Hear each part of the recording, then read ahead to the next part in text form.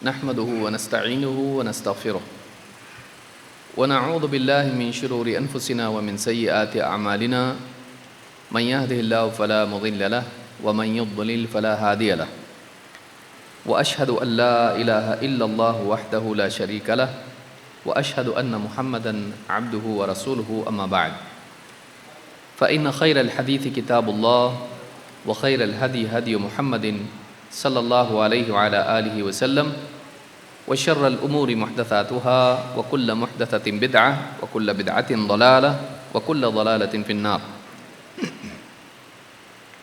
قال الله تبارك وتعالى: ألم تر كيف ضرب الله مثلا كلمة طيبة كشجرة طيبة أصلها ثابت وفرعها في السماء تؤتي أكلها كل حين بإذن ربها وَيَضْرِبُ اللَّهُ الْأَمْثَالَ لِلنَّاسِ لَعَلَّهُمْ يَتَذَكَّرُونَ.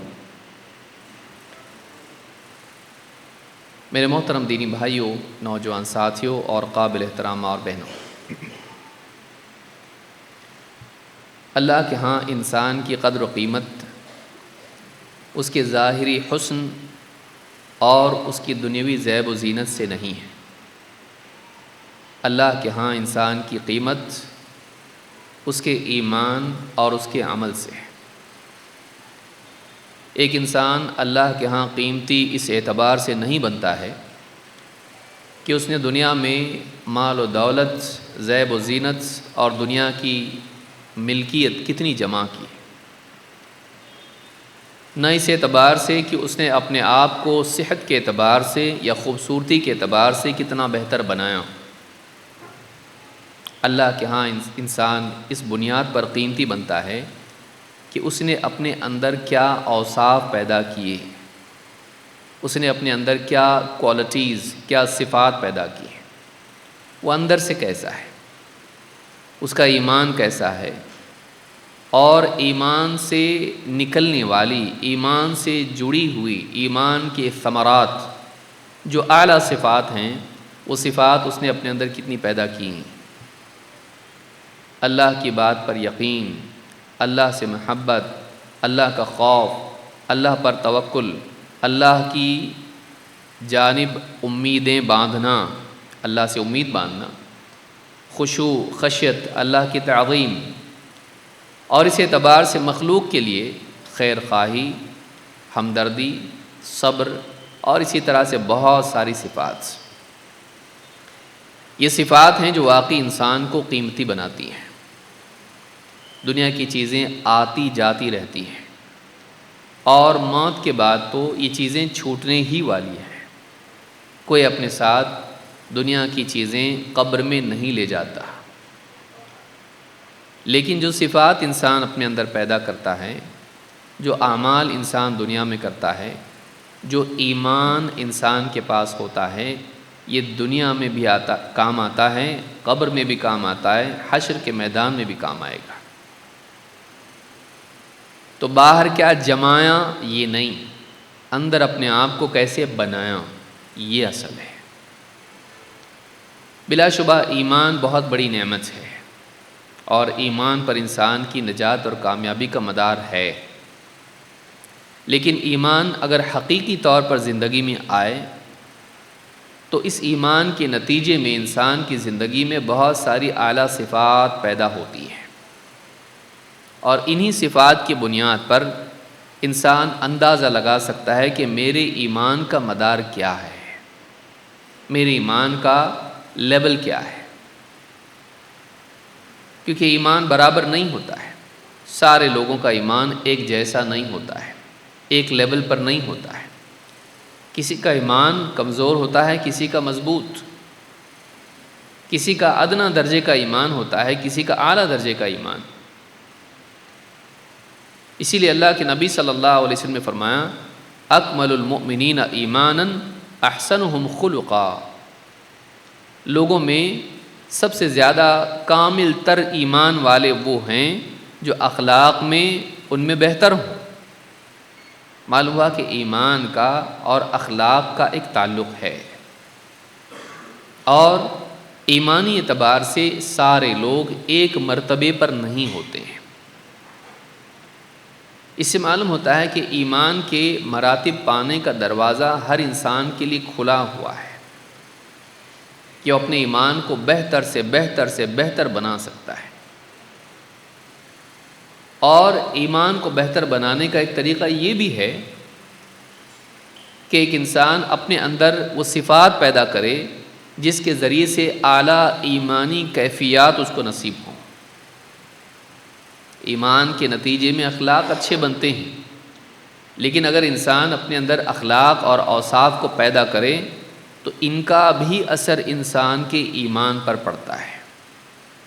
یہ دو طرفہ عمل ہوتا ہے، ایمان سے اخلاق اچھے بنتے ہیں اور اچھے اوصاف پیدا کرنے سے اس کا اثر ایمان میں اضافے کی صورت میں ظاہر ہوتا ہے، اس لیے کہ ہر نیکی انسان کے ایمان کو بڑھاتی ہے۔ قرآن کریم میں اللہ رب العالمین نے اہل ایمان کی مثال جب بیان کی تو فرمایا الم تر کیف ضرب اللہ مثلا کلمۃ طیبۃ کشجرۃ طیبہ، کیا تم نے نہیں دیکھا اللہ تعالیٰ نے کیسے مثال بیان فرمائی ہے ایک پاک کلمے کی، کلمۃ طیبہ، لا الہ الا اللہ، جو توحید کا کلمہ ہے، جو ایمان کی اصل اور جڑ بنیاد ہے، اس کے بغیر انسان کے عقیدے اور ایمان کا تصور نہیں ہو سکتا ہے۔ کیا تم نے نہیں دیکھا اللہ تعالیٰ نے کلمہ طیبہ کی کیسی مثال بیان کی؟ کشجرۃ طیبہ، اس کی مثال ایک عمدہ پیڑ کی طرح ہے، اصلها ثابت وفرعها فی السماء، اس کی جڑ زمین میں پیوست مضبوط جمی ہوئی ہے، وفرعها فی السماء، اور اس کی شاخیں آسمان کی بلندیوں کو چھو رہی ہیں، تؤتی اکلہا کل حین باذن ربہا، یہ ایسا پیڑ ہے جو اپنے رب کے حکم سے ہر آن پھل دیتا رہتا ہے۔ یہ ایک ایسا پیڑ ہے جو اپنے رب کے حکم سے ہر وقت، ہر آن، کل حین، ہر آن پھل دیتا ہے۔ اور آگے اللہ نے فرمایا وَيَضْرِبُ اللَّهُ الْأَمْثَالَ لِلنَّاسِ لَعَلَّهُمْ يَتَذَكَّرُونَ، اور اللہ تعالیٰ لوگوں کے لیے مثالیں بیان کرتا ہے تاکہ وہ نصیحت لیں، تاکہ وہ غور و فکر کریں۔ یہ سورہ ابراہیم کی آیت نمبر 24-25 ہے، اور اس میں اللہ رب العالمین نے ایمان کی مثال، مومن کی مثال بیان کی ہے۔ پیڑ نہیں ہوتا ہے جب تک کہ تین چیزیں اس میں نہ ہوں بنیادی طور پر۔ ایک، اس میں جڑ ہوتی ہے جو زمین کے سینے میں پیوست ہوتی ہے۔ دو، اس میں تنا ہوتا ہے جو پیڑ کے بقیہ حصوں کو سنبھالے رکھتا ہے اور زمین پر ظاہر ہوتا ہے۔ جڑیں زمین میں چھپی ہوتی ہیں، لیکن جڑوں میں سے آگے بڑھتے ہوئے زمین کا سینہ چیر کے پھر اس میں سے ایک تنا باہر نکلتا ہے، ظاہر ہوتا ہے۔ پھر اس تنے سے شاخیں نکلتی ہیں جو آسمان کی بلندیوں میں لوگوں کے لیے نمایاں ہوتی ہیں، اور پھر انہی شاخوں پر پھل لگتے ہیں۔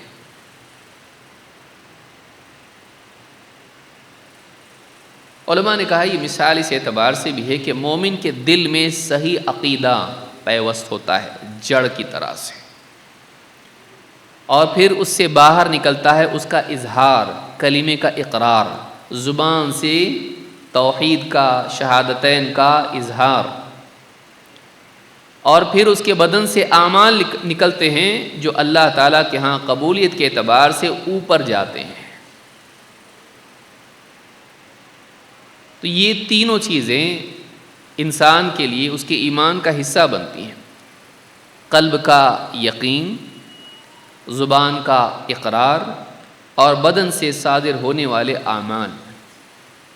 یہ تینوں چیزیں ایمان کا حصہ ہیں، جڑ، تنا اور شاخیں، اور اس پر مزید یہ کہ پھر پھل بھی اس پر لگتے ہیں۔ اسی لیے اللہ نے فرمایا تؤتی اکلہا کل حین باذن ربہا وہ اپنے رب کے حکم سے ہر آن پھل دیتا ہے۔ مختلف اقوال علماء کے ہیں، سال بھر پھل دیتا ہے، 8 مہینے میں پھل دیتا ہے، 6 مہینے میں پھل دیتا ہے، 2 مہینے میں پھل دیتا ہے، رات دن پھل دیتا ہے، جب بھی موسم آتا ہے پھل دیتا ہے، جب جب اس کا موسم ہوتا ہے پھل دیتا ہے۔ اور علماء نے یہ بھی کہا کہ اگر یہ کھجور کے پیڑ کی مثال ہے، حدیث میں جیسے آیا ہے، مومن کی مثال ایک پیڑ کی طرح ہے جس کے پتے کبھی جھڑتے نہیں ہیں۔ کون سا پیڑ ہے؟ صحابہ نے مختلف پیڑوں کے نام لیے، اخیر میں آپ نے فرمایا کہ وہ کھجور کا پیڑ ہے، ہر سال اس پر پھل لگتے ہیں، اور اگر چھوڑ دیا جائے اس کو اسی حال پر تو سال بھر آدمی اس کے پھل توڑ کے کھا سکتا ہے، اس کے پتے جھڑتے نہیں ہیں۔ مومن کی یہی مثال ہے کہ جیسے اس کا موسم آتا ہے وہ برابر اپنا پھل دیتا ہے، جب اس کا وقت آتا ہے وہ پھل دیتا ہے، اور جب چاہے آدمی رات دن کے کسی بھی حصے میں پھل پانا چاہے اس کا پھل پیڑ پر موجود ہوتا ہے۔ سال کے مختلف اوقات میں پھل مختلف انداز کا ہوتا ہے، کچی کھجوریں، پکی کھجوریں، نرم اور ایک دم پکی ہوئی اور کچی پکی، ہر ایک موسم میں آدمی اس کو توڑ کے کھائے، کسی بھی مرحلے میں اس کا اپنا ایک ذائقہ ہوتا ہے، اس کا اپنا ایک ذائقہ ہوتا ہے۔ تؤتی اکلھا کل حین باذن ربھا، وہ ہر آن اپنے رب کے حکم سے پھل دیتا رہتا ہے۔ یہاں بھی باذن ربھا کہا تاکہ بندہ گھمنڈ میں نہ آئے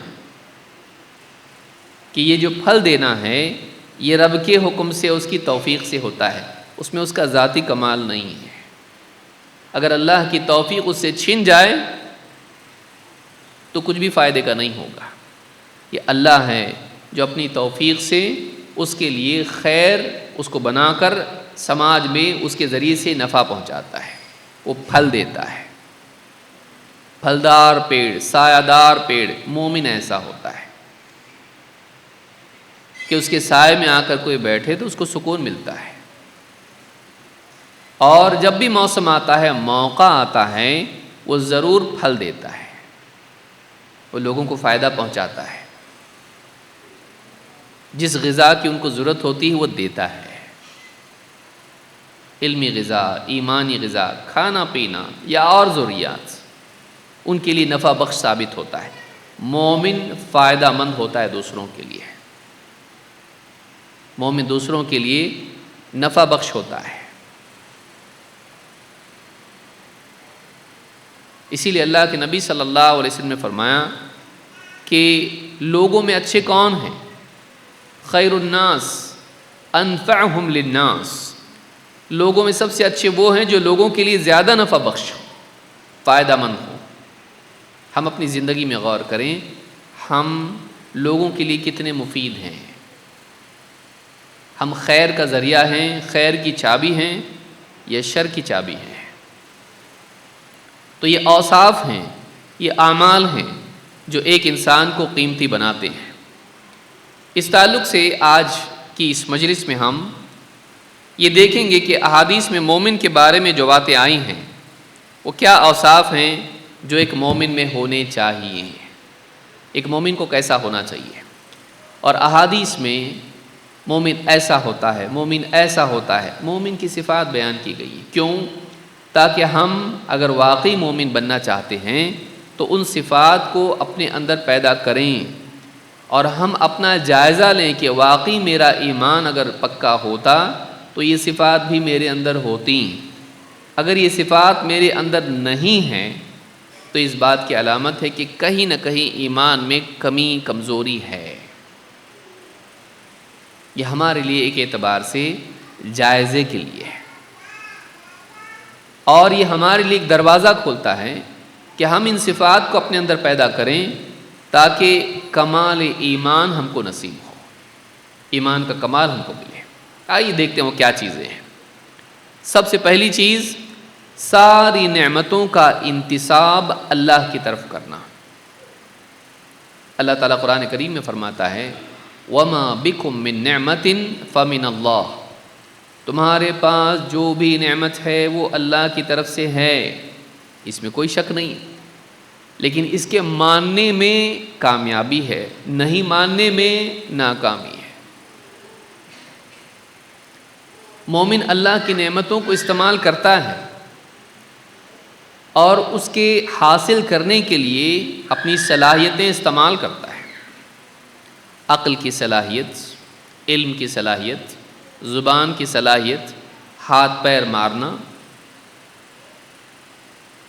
وہ کوشش کر کے چیزیں حاصل کرتا ہے، لیکن وہ ان نعمتوں کے اعتبار سے انتساب اپنی طرف نہیں کرتا ہے،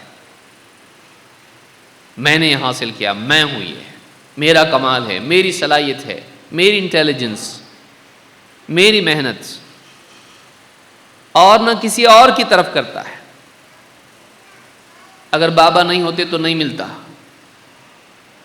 کبھی ستاروں کی طرف، کبھی بتوں کی طرف، کبھی پیڑ پودوں کی طرف، کبھی قبروں کی طرف، کبھی کسی اور کی طرف۔ مومن ان نعمتوں اور کامیابیوں کا انتساب اللہ کی طرف کرتا ہے، کیونکہ اگر اللہ صلاحیتیں نہیں دیتا تو ہم کہاں سے استعمال کرتے ہیں؟ اگر اللہ تعالیٰ اسباب ہمارے لیے مہیا نہیں کرتا، پیدا نہیں کرتا، تو ہم کیسے حاصل کر سکتے ہیں؟ اور اگر اللہ فیصلہ نہیں کرتا تو چیز سامنے ہونے کے باوجود بھی ہم اس کو حاصل نہیں کر سکتے۔ یہ اللہ ہے جس نے ہمارے لیے چیزوں کو ممکن بنایا۔ مومن دنیا میں جو بھی نعمت اس کو ملی ہے، چاہے وہ آسمان و زمین میں کائناتی عمل کے اعتبار سے ہو یا اس کی کوشش کے نتیجے میں ملنے والی چیزیں ہوں، ان سب کا انتساب سب کو اللہ سے جوڑتا ہے، اللہ نے دیا۔ یہ توحید ہے، اللہ کی ربوبیت کا اقرار، اور اسی کے نتیجے میں انسان اللہ کے آگے جھکنے والا، اس کا شکر ادا کرنے والا بنتا ہے۔ اللہ کے نبی صلی اللہ علیہ وسلم کے ایک صحابی ہیں زید بن خالد، فرماتے ہیں خرجنا مع رسول اللہ صلی اللہ علیہ وسلم عام الحدیبیہ، حدیبیہ کے سال، حدیبیہ کا جو معاہدہ ہوا، اس سفر میں ہم نبی صلی اللہ علیہ وسلم کے ساتھ نکلے۔ فَأَصَابَنَا مَطَرٌ ذَاتَ لَيْلَةٍ، تو ایک رات بارش ہوئی۔ فَصَلَّى لَنَا رَسُولُ اللَّهِ صلی اللہ علیہ وسلم الصبح، تو اس رات کے بعد اگلی صبح اللہ کے رسول صلی اللہ علیہ وسلم نے ہم کو فجر کی نماز پڑھائی۔ ثم اقبل علینا، پھر نماز کے بعد آپ ہماری طرف پلٹے، متوجہ ہوئے۔ فقال اتدرون ماذا قال ربکم، کہا جانتے ہو تمہارے رب نے تم سے کیا کہا ہے؟ کیا تم جانتے ہو تمہارے رب نے کیا کہا؟ قلنا اللہ ورسولہ اعلم، صحابہ نے کہا اللہ اور اس کا رسول ہی بہتر جانتے ہیں۔ فقال قال اللہ اصبح من عبادی مؤمن بی وکافر بی، فرمایا اللہ تعالیٰ کا فرمان ہے، اللہ نے کہا آج جب صبح ہوئی تو میرے بندوں میں سے کچھ مومن ہوئے اور کچھ کافر ہو گئے۔ آج جب صبح ہوئی تو میرے بندوں میں بعض مومن ہوئے اور بعض کافر ہو گئے، جنہوں نے میرے ساتھ کفر کیا۔ فَأَمَّا مَنْ قَالَ مُطِرْنَا بِرَحْمَةِ اللَّهِ وَبِرِزْقِ اللَّهِ وَبِفَضْلِ اللَّهِ فَهُوَ مُؤْمِنٌ بِي كَافِرٌ بِالْكَوْكَبِ، تو جس نے کہا کہ ہم پر بارش ہوئی اللہ کی رحمت سے، اللہ کے رزق کے طور پر، اللہ کے فضل سے ہم پر برسات ہوئی، تو یہ میرے ساتھ، میرے اوپر ایمان لانے والا ہے اور ستاروں کا انکار کرنے والا ہے۔ ستاروں سے بارش ہوتی ہے، اللہ بارش برساتا ہے۔ عربوں میں یہ عقیدہ تھا ستارے خاص جگہوں پر ہوں تو بارش ہوتی ہے، یہ ستاروں کے اثر سے ہوتا ہے، ستاروں کے اثر سے بارش برستی ہے۔ وَأَمَّا مَنْ قَالَ مُطِرْنَا بِنَجْمِ كَذَا فَهُوَ مُؤْمِنٌ بِالْكَوْكَبِ كَافِرٌ بِي، لیکن جس نے کہا کہ ہم پر ستاروں کے اثر سے بارش ہوئی، اس شخص نے ستاروں پر ایمان لایا اور اس نے میرا کفر کیا، اس نے میرے ساتھ کفر کا معاملہ کیا۔ اس حدیث کو امام البخاری اور مسلم دونوں نے روایت کیا ہے۔ مومن کائنات میں جتنے واقعات ہوتے ہیں ان کا انتساب اللہ کی طرف کرتا ہے، اللہ کے کرنے سے ہوتا ہے۔ کسی کو صحت ملی، کسی کو بیماری، کوئی کامیاب ہو گیا، کوئی ناکام، کسی کو ہدایت ملی، کوئی گمراہ، کسی کو دنیوی اعتبار سے خوشیاں نصیب ہوئی، کسی پر مصیبت اور غم کے حالات آئے۔ یہ کہاں سے آتے ہیں؟ یہ اللہ کی طرف سے آتے ہیں۔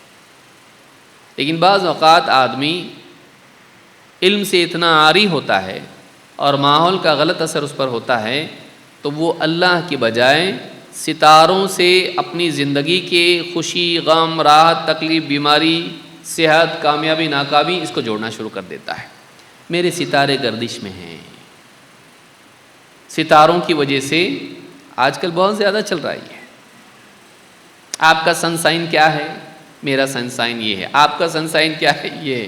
اچھا، آج آپ کے ساتھ اچھا ہونے والا ہے، اخبارات میں بھی آتا ہے، اور بعض لوگ شوق سے اس کو بالکل قرآن کی تلاوت کی طرح برابر ڈیلی چیک کرتے ہیں۔ آج آپ کے ساتھ ایسا ہوگا، فلاں سائن آپ کی ہے تو آپ کی زندگی میں یہ چیزیں ہونے والی ہیں، آپ کی پسند یہ ہے، آپ کو یہ چلتا، آپ کو یہ نہیں چلتا، آپ کا نیچر ایسا ہے۔ اور ٹوین ہوئے تو ایک کو ایک چلتا، دوسرے کو دوسرا۔ اب ان کا کیا؟ اب ایک پاس ہوا، دوسرا فیل۔ آج آپ کے ساتھ اچھا ہونے والا ہے۔ کیا اچھا ہونے والا؟ فیل۔ ایک کا ایکسیڈنٹ ہو گیا، ایک کا نہیں ہوا۔ ایک ہی ساتھ دو بچے پیدا ہوئے، ایک ہی تاریخ میں پیدا ہوئے، ان کی تاریخوں کے حساب سے رہتا، یہ تاریخ سے لے کے یہ تاریخ تک اس کا یہ سائن ہے، یہ تاریخ سے لے کے یہ تاریخ تک پیدا ہوا، جنوری، فروری، مارچ، یہ اس کی سائن ہے۔ اور اس کے حساب سے اس کے ایٹریبیوٹس بھی ہوتے ہیں، اور اس کے حساب سے اس کی زندگی میں حالات آتے ہیں۔ بس تاریخ کی وجہ سے، ڈیٹس کی وجہ سے پوری لائف اس کی سیٹ ہو گئی، بالکل تیرے ساتھ ایسا ایسا ایسا ہوگا، تیرے اندر یہ صفات ہیں، اور تیری زندگی میں ڈیلی چیزیں ہوں گی، اور ان کو کہاں سے معلوم پڑ رہا ہے ایسا ہوگا؟ یہ سب کیلکولیٹ کرتے ہیں ستاروں کو، فلاں ستارہ یہاں پر، فلاں یہاں پر، سیارہ یہاں پر، پلانٹ ان کے ایسے ہیں، اس کی وجہ سے اس پر اس کا اثر زیادہ ہے، اور اس کے حالات برے ہیں۔ لوگ شادیوں میں اس کا استعمال کرتے ہیں، غیر مسلموں میں تو بہت زیادہ ہی ہے۔ اور ہمارے یہاں بھی لوگ بولتے ہیں یہ ڈیٹ میں نکاح نہیں کرنا، کیوں؟ اقرب ہے یہ اقرب نہیں ہے، یہ اقرب الی الکفر ہے، الف سے، وہ عین سے بول رہا ہے، یہ کفر سے قریب ہے۔ تم کیوں ایسا کر رہے ہو کہ اللہ کی بجائے کامیابی، ناکامی، اچھا، برا تم ستاروں کی طرف کرو؟ ستارے اللہ کے حکم کے تابع ہیں، وہ خود سے انسان کی تقدیر بناتے بگاڑتے نہیں ہیں، وہ انسان کی زندگی میں اثرات نہیں لاتے ہیں اس اعتبار سے کہ اس کا اچھا یا برا ہو، وہ خود اللہ کے حکم کے تابع ہیں۔ وَكُلٌّ فِي فَلَكٍ يَسْبَحُونَ، وہ خود اللہ کے حکم سے اپنے اپنے دائرے میں کیا کر رہے ہیں؟ تیر رہے ہیں، گھوم رہے ہیں، چکر لگا رہے ہیں، وہ خود چکر میں ہیں۔ آپ کیوں اس کے چکر میں پڑ گئے بھائی؟ آپ کو اللہ کے حکم کے تابع ہونا چاہیے جیسے وہ اللہ کے حکم کے تابع۔ اور آپ کو یہ بات یاد رکھنی چاہیے کہ ساری کائنات کا نظام آسمان سے لے کے زمین تک سارا کا سارا اکیلا اللہ چلا رہا ہے۔ یدبر الامر من السماء الى الارض، اللہ تعالیٰ آسمان سے لے کے زمین تک کے تمام امور کی تدبیر کرتا ہے، وہ نظام اکیلا چلاتا ہے۔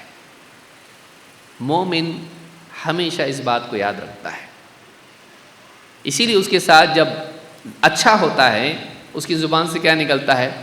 الحمدللہ، الحمدللہ بنعمتہ تتم الصالحات، تمام تعریف اللہ کے لیے ہے،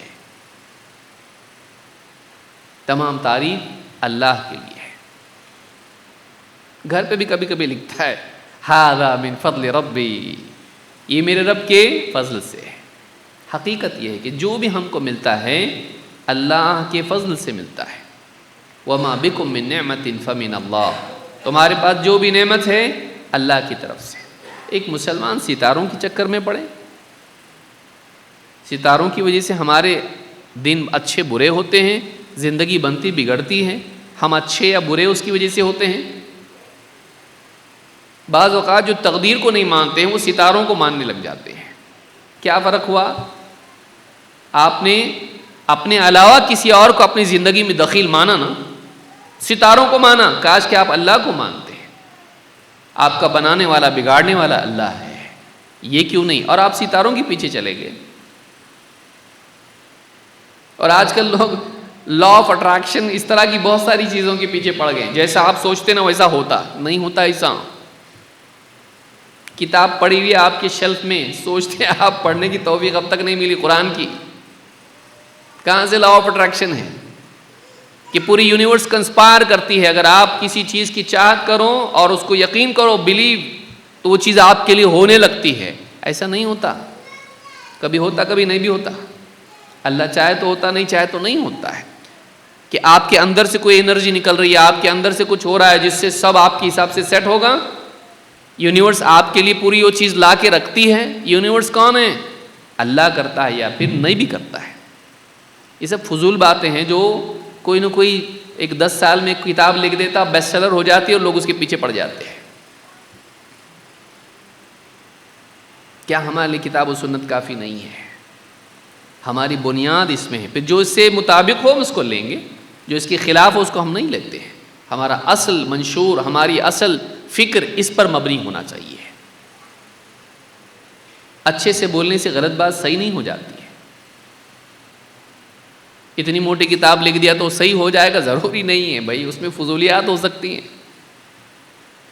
یہاں وہاں کے چیزیں توڑ جوڑ کے بنا لیا، کچھ بھی سٹیٹسٹکس جوڑ دیے اور لوگوں کی باتیں اور رائیں جوڑ دیں، ان کی سٹوریز اور کیس ہسٹریز جوڑ دیں، صحیح ہو گیا؟ نہیں۔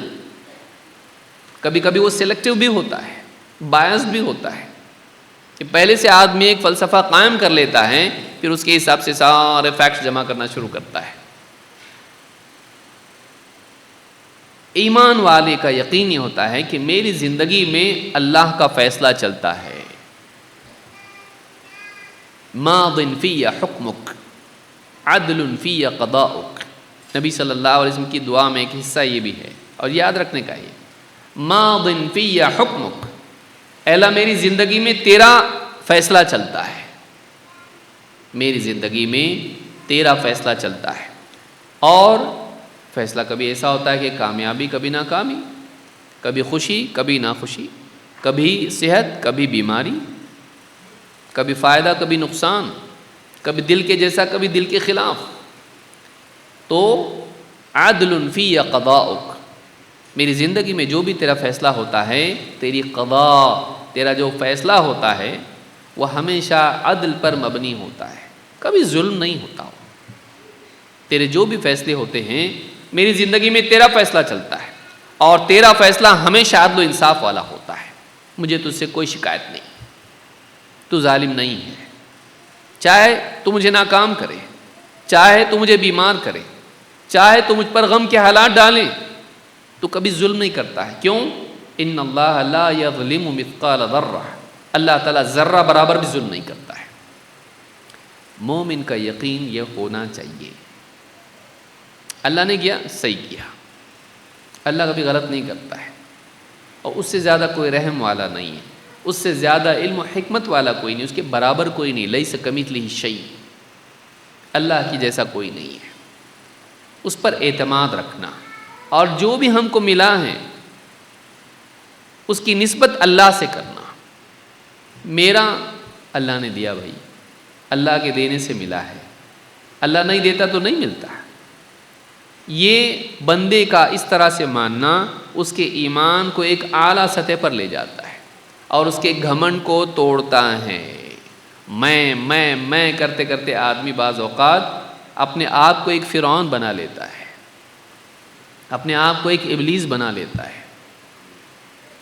میں نہیں، اللہ کے دینے سے ملا۔ اسی لیے آپ دیکھیے اللہ نے کیا فرمایا، اذا جاء نصر اللہ والفتح، جب اللہ کی طرف سے نصرت آ جائے اور فتح ہو جائے، اللہ کی طرف سے فتح ملے، کامیابی، وکٹری۔ وَرَأَيْتَ النَّاسَ يَدْخُلُونَ فِي دِينِ اللَّهِ أَفْوَاجًا، اور اے نبی آپ دیکھو کہ لوگ فوج اسلام میں، اللہ کے دین میں داخل ہو رہے ہیں۔ سیاسی اعتبار سے وکٹری، غلبہ، اور دعوتی اعتبار سے مقبولیت، پولیٹیکل اور دعوت دونوں اعتبار سے کامیابی۔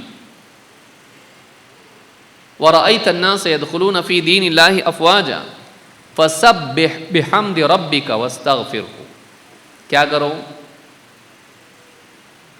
فَسَبِّحْ بِحَمْدِ رَبِّكَ، اپنے رب کی حمد کے ساتھ اس کی تسبیح بیان کرو۔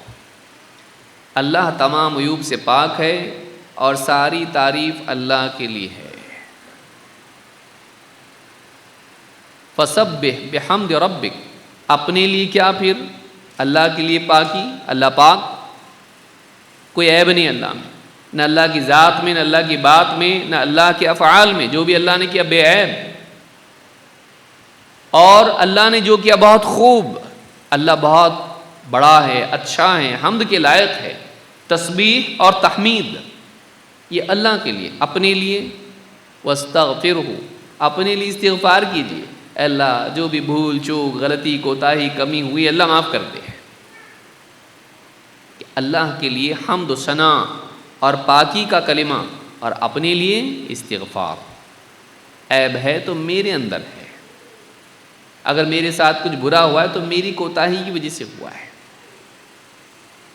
اللہ تعالیٰ نے کہیں نہ کہیں میرے اندر کچھ کوتاہی تھی، اس کے لیے مجھ کو بیمار کیا، کچھ کیا، تکلیف میں ڈالا، ہو سکتا ہے میری غلطی ہو۔ اللہ ظالم نہیں ہے، اور خیر ملی تو اللہ کا احسان ہے مجھ پر، ورنہ میں لائق نہیں تھا اس کے۔ فَسَبِّحْ بِحَمْدِ رَبِّكَ وَاسْتَغْفِرْهُ إِنَّهُ كَانَ تَوَّابًا، یقیناً وہ بڑا توبہ قبول کرنے والا ہے۔ نبی صلی اللہ علیہ وسلم کو بھی کامیابی پر اور فتح پر، مدد آنے پر گھمنڈ کی بات اللہ نے نہیں سکھائی، فخر کی بات اللہ نے نہیں سکھائی، بلکہ اللہ کی بڑائی بیان کرو، اللہ کی پاکی بیان کرو، اور اپنے لیے استغفار کرو۔ یہ مومنانہ مزاج ہوتا ہے۔ کامیابی اس میں اکڑ پیدا نہیں کرتی ہے، کیونکہ وہ کامیابی کا تعلق اللہ سے جوڑ دیتا ہے، اس کا کریڈٹ اللہ کو دیتا ہو، خود کریڈٹ لے کے بڑا نہیں بنتا، ہاں میں نے کیا، نہیں، بلکہ اللہ نے دیا ہے، میں میری کوشش کیا، وہ بھی اللہ کی توفیق سے تھی، اور پھر جب کامیابی ملی ہے یہ بھی اللہ کی طرف سے آئی ہے، ورنہ کتنے اور لوگ بھی ہیں ان کو کامیابی نہیں ملتی، وہ بھی تو کوشش کر رہے ہیں، مجھے اللہ نے کامیابی دی۔ مومن ایسا سوچتا ہے، مومن ایسا سوچتا ہے۔ یہ بہت اہم صفت ہے جو زندگی میں اس کو گھمنڈ سے بچاتی ہے، اور نعمتوں میں اور ترقی کرنے میں اس کے لیے مددگار ثابت ہوتی ہے، اور وہ ترقیوں کے ساتھ بھی اللہ سے جڑا رہتا ہے۔ یہ سب سے بڑی بات ہے۔ اکثر اوقات دنیا کی ترقی بندے کو اللہ سے کاٹ دیتی ہے۔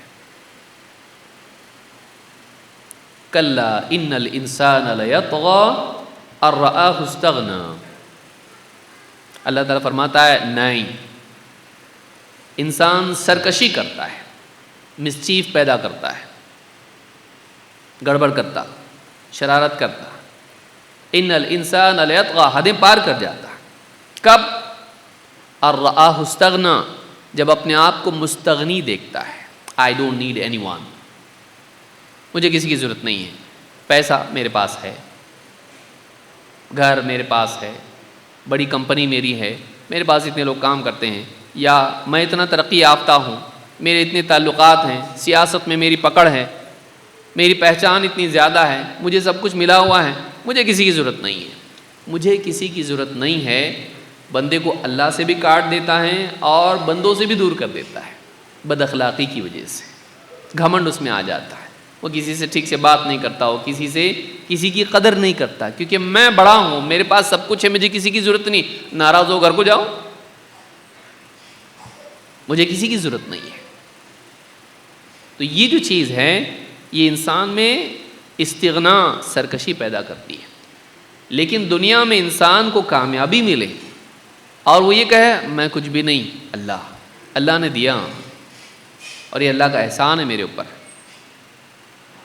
تو یہ جو چیز ہے یہ اس میں تواضع پیدا کرتی ہے، اس میں شکر پیدا کرتی ہے، اس کے ایمان کو اور مضبوط کرتی ہے، اس کو اللہ سے اور جوڑتی ہے، اس کو اللہ کے آگے جھکنے والا بناتی ہے کہ اللہ کو چھوڑ کے نہیں چلے گا. اللہ نے یہاں تک لایا ہے، اب اللہ کو چھوڑ کے نہیں چلے گا، ورنہ اللہ تعالیٰ آج بھی ناکام کر سکتا ہے. پہاڑ کی چوٹی پہ پہنچ کے وہاں سے گرا بھی سکتا اللہ تعالیٰ. آپ دیکھیے کتنے لوگ ایوریسٹ پہ جاتے ہیں واپس نہیں آ پاتے ہیں، کیونکہ جانے کی تیاری ہوتی ہے لیکن آنے کی نہیں ہوتی. واپس آنا بھی تو ہے نا. تو بہت سارے لوگ جاتے وقت میں مر جاتے ہیں، کچھ لوگ آتے وقت میں بھی مرتے ہیں. اللہ تعالیٰ جس کو بچا کے لائے وہ آیا. زندگی میں بعض اوقات انسان کامیابی کی چوٹی پہ پہنچ کے بھی ناکام ہوتا ہے، کیونکہ وہاں پہ چوٹی سے نیچے گر جاتا ہو. کبھی اللہ کے یہاں اس کا مقام گر جاتا ہے، کبھی لوگوں کی نگاہ میں بھی گر جاتا ہے. اللہ کو نہیں چھوڑنا. مومن اپنی کامیابی میں بھی اللہ کو نہیں چھوڑتا اور ناکامی میں بھی نہیں چھوڑتا، پریشانی میں تکلیف میں بھی نہیں چھوڑتا. انما اشکو بثی وحزنی الی اللہ. حضرت یعقوب کی کیا کلمات تھے؟ بچہ چھین لیا گیا، یوسف علیہ السلام جدائی میں کہا انما اشکو بثی وحزنی الی اللہ. میرے دکھ کی اور میری پریشانی کی شکایت میں اللہ سے ہی کرتا ہوں. وہ اللہ کو نہیں چھوڑتا. اور جب نعمتیں ملتی ہیں تب بھی وہ اللہ کو نہیں چھوڑتا. اللہ کے نبی صلی اللہ علیہ وسلم جب کوئی خوشی کی خبر آتی سجدے میں گر جاتے ہیں. سجدے میں گرنا اللہ کی عطا کا اعتراف اور اپنے بندے ہونے کا اظہار. میں نہیں، اللہ. انسان کی فطرت میں ہے، انسان کی فطرت میں ہی ہے. اسی لیے آج بھی آپ دیکھیے مختلف سپورٹس میں آپ دیکھیں گے جب بھی وہ کامیاب ہوتے ہیں کسی چیز میں وہ سیدھا زمین پہ گرتے، جبکہ وہ مسلمان نہیں رہتے. بعض اوقات دوڑ میں آیا پہلا، سیدھا وہ سجدے میں چلا جائے. انسان کی فطرت میں وہ میں اپنے آپ کو کسی کے آگے جھکاؤں، اس کے نیچر میں ہوں. اللہ نے بنایا اس کو ایسا. اسٹرکچر بھی دیکھو کتنا پیارا ہے، برابر جھکنا آسان ہوتا، سجدہ کرنا اس کے لیے ایزی ہے. ہاتھ، کوہنیاں، گھٹنے، گردن سب کچھ اس کے لیے سجدے کے لیے بالکل برابر مناسب ہے. اس کی فطرت میں ہے اپنے آپ کو جھکانا. لیکن غلط ماحول، غلط تربیت، شیطان اس کے لیے کیا کر دیتا ہے؟ بعض اوقات اس کو بھٹکا دیتا ہے. کچھ مومنٹس ہوتے ہیں جس میں انسان واقعی اس کی چیز اس میں پیدا ہو جاتی ہے، لیکن وہ وقتی ہوتی ہے. تو پہلی چیز جس کو یاد رکھنا ہے وہ کیا ہے کہ بندہ اپنی زندگی میں جو بھی اس کے ساتھ واقعات پیش آتے ہیں، خصوصاً کامیابی، اس کی نسبت اللہ سے جوڑے. جو بھی عطا اس کو ملی ہے اس کی نسبت اللہ سے جوڑے. مومن ایسا ہوتا ہے. نمبر 2، مومن گناہوں کو ہلکا نہیں سمجھتا. اپنے پاس تو توحید ہے، اب کتنے بھی گناہ کرو کچھ نہیں ہوتا. مومن ایسا نہیں ہوتا ہے. مومن ہر گناہ کو ایمان کی کشتی میں سوراخ پیدا کرنے والا مان کے چلتا ہے. یاد رکھیے اس کو.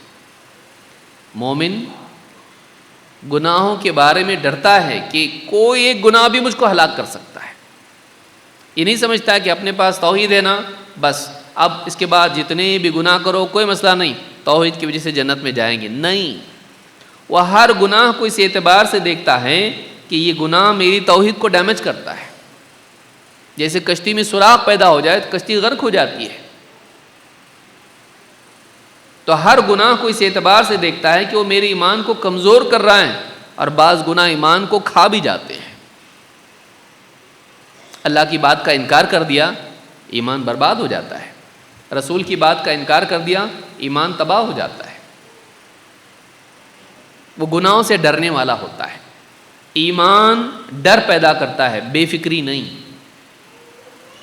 دنیوی اعتبار سے آدمی توکل کی بنیاد پر ہمت والا ہوتا ہے، لیکن گناہ کے معاملے میں اللہ سے ڈرنے والا ہوتا ہے. کہیں کچھ ایسا مجھ سے نہ ہو جائے کہ میرا رب مجھ سے ناراض ہو کر مجھ کو دنیا میں بھی سزا دے اور آخرت میں ناکام کر دے. وہ گناہوں کو ہلکا نہیں سمجھتا. وہ گناہوں کو ہلکا نہیں سمجھتا ہے۔ عبداللہ ابن مسعود رضی اللہ تعالیٰ عنہ کیا کہتے ہیں؟ فرماتے ہیں ان المؤمن یری ذنوبہ کأنہ قاعد تحت جبل، مومن اپنے گناہوں کو ایسا دیکھتا ہے گویا کہ وہ کسی پہاڑ کے نیچے، پہاڑ کی جڑ میں، پہاڑ کے دامن میں بیٹھا ہوا ہو، یخاف ان یقع علیہ، اور ڈر رہا ہوتا ہے کہ کہیں وہ پہاڑ اس پہ گر نہ پڑے، کہیں وہ پہاڑ اس پہ گر نہ پڑے۔ وَإِنَّ الْفَاجِرَ يَرَى ذُنُوبَهُ كَذُبَابٍ مَرَّ عَلَى أَنفِهِ فَقَالَ بِهِ هَكَذَا، اور فاجر، منافق جس کا ایمان ٹھیک نہیں، وہ اپنے گناہوں کو ایسا دیکھتا ہے جیسے ناک پر مکھی بیٹھی ہوئی تھی یا ناک پر سے گزری اور ہاتھ سے اس نے ایسا اس کو ہلا کے، ہاتھ ہلا کے اس کو ہٹا دیا، اس کو اڑا دیا۔ ناک پہ مکھی بیٹھی ہوئی تھی، بس اس نے اڑا دی، لائٹ اس کو اتنا لیتا ہے۔ تو یہ امام البخاری نے اس کو روایت کیا ہے۔ عبداللہ ابن مسعود رضی اللہ تعالیٰ عنہ کے اس قول کے مطابق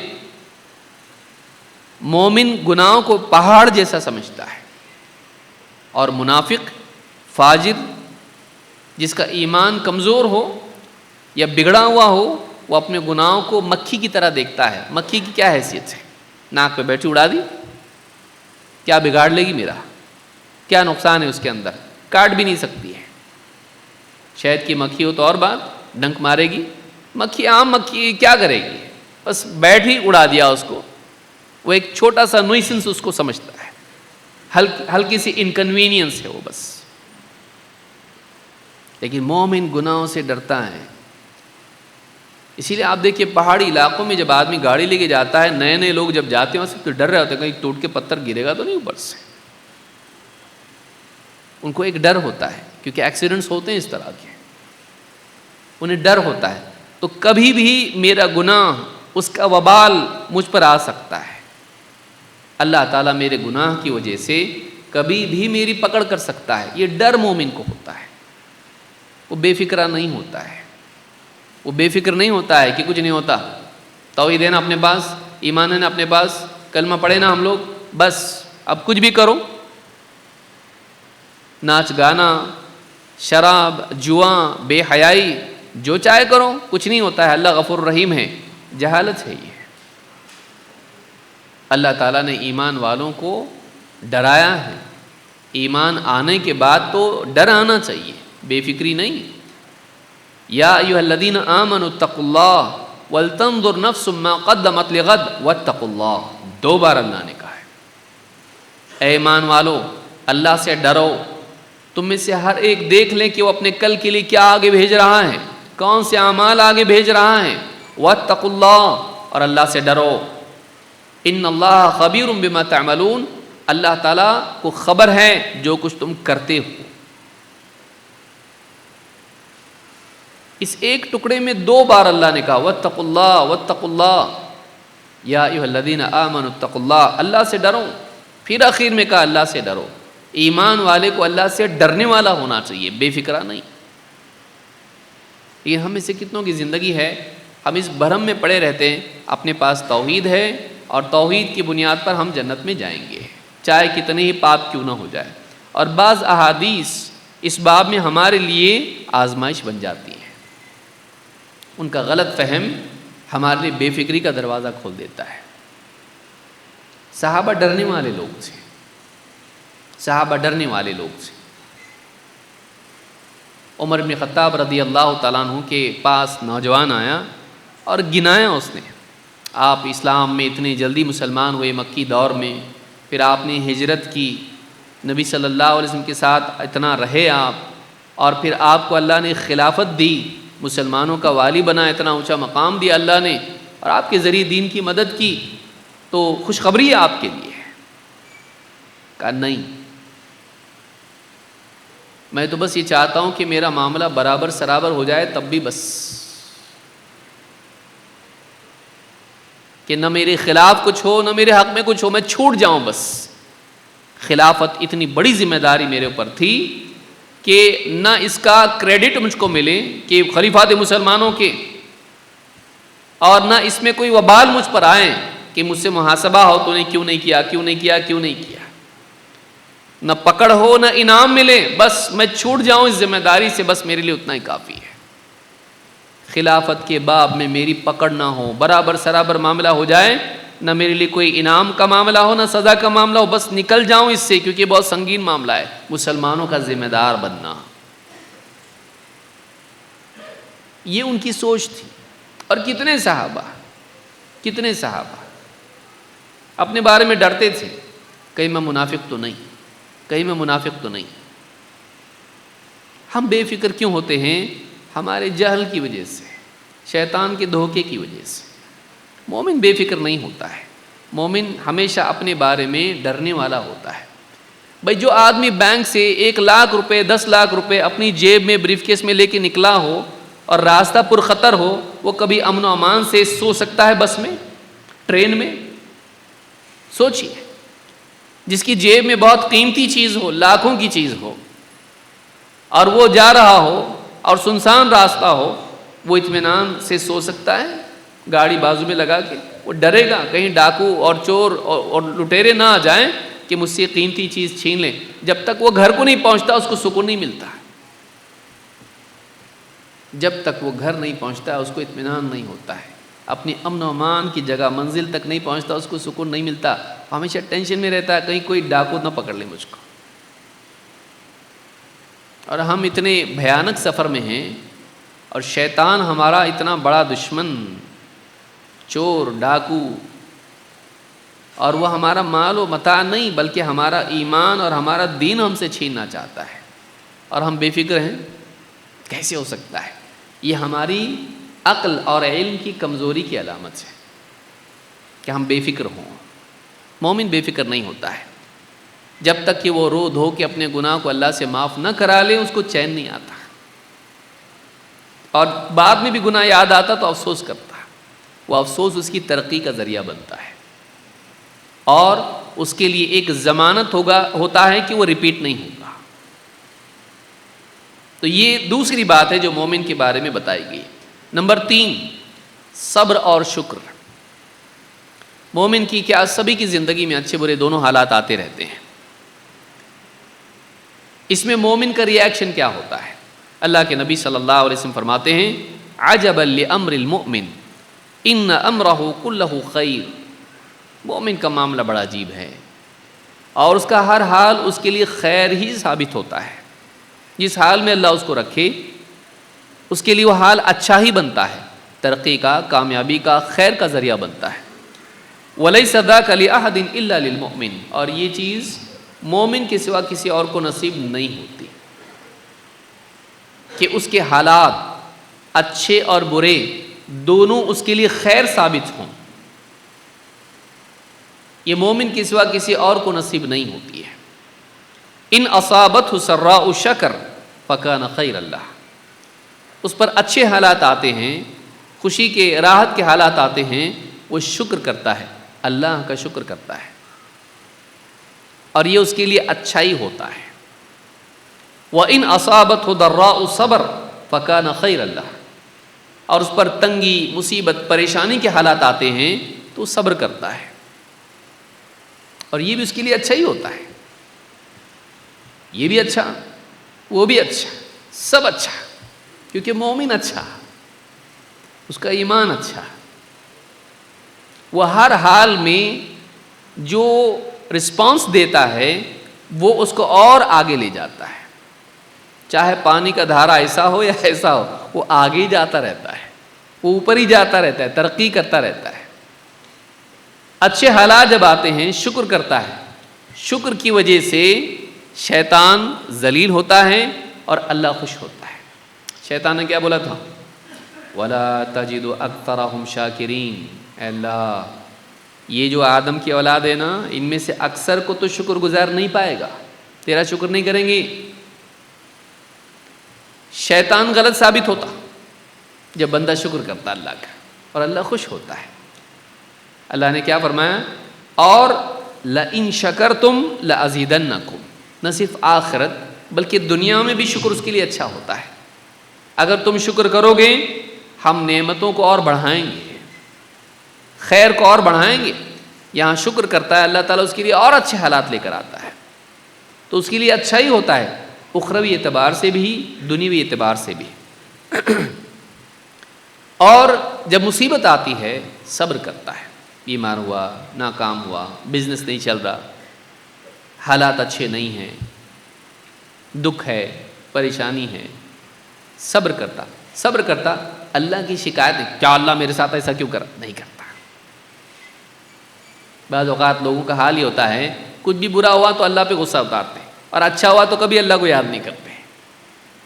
لیکن برا ہوا تو فوراً اللہ کی شکایت, اچھا ہوا اللہ کا شکر ادا نہیں کرتے.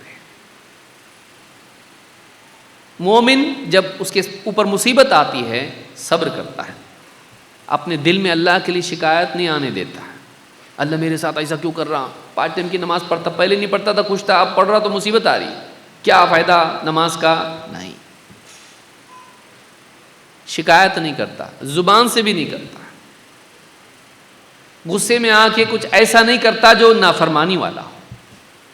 جاب نہیں مل رہا, غصے میں آ کے سیدھا داڑھی کاٹ دیا, کیا فائدہ دیندار بن کے, نماز چھوڑ دیا, کیا فائدہ دیندار بن کے. 10 انٹرویو میں نے دیے لیکن ایک بھی پاس نہیں ہو رہا, اور میرے ساتھ ایسے لوگ تھے جو کچھ کام کیے نہیں لیکن وہ نکمے ہو کے بھی پاس ہو گئے. میرے ساتھ کیوں کر رہا اللہ ایسا, تو دعا کر کے گیا تھا, استخارہ کر کے گیا تھا, سب کر کے گیا تھا لیکن فیل. کب تک چھوڑ دیتا, دینداری چھوڑ دیتا.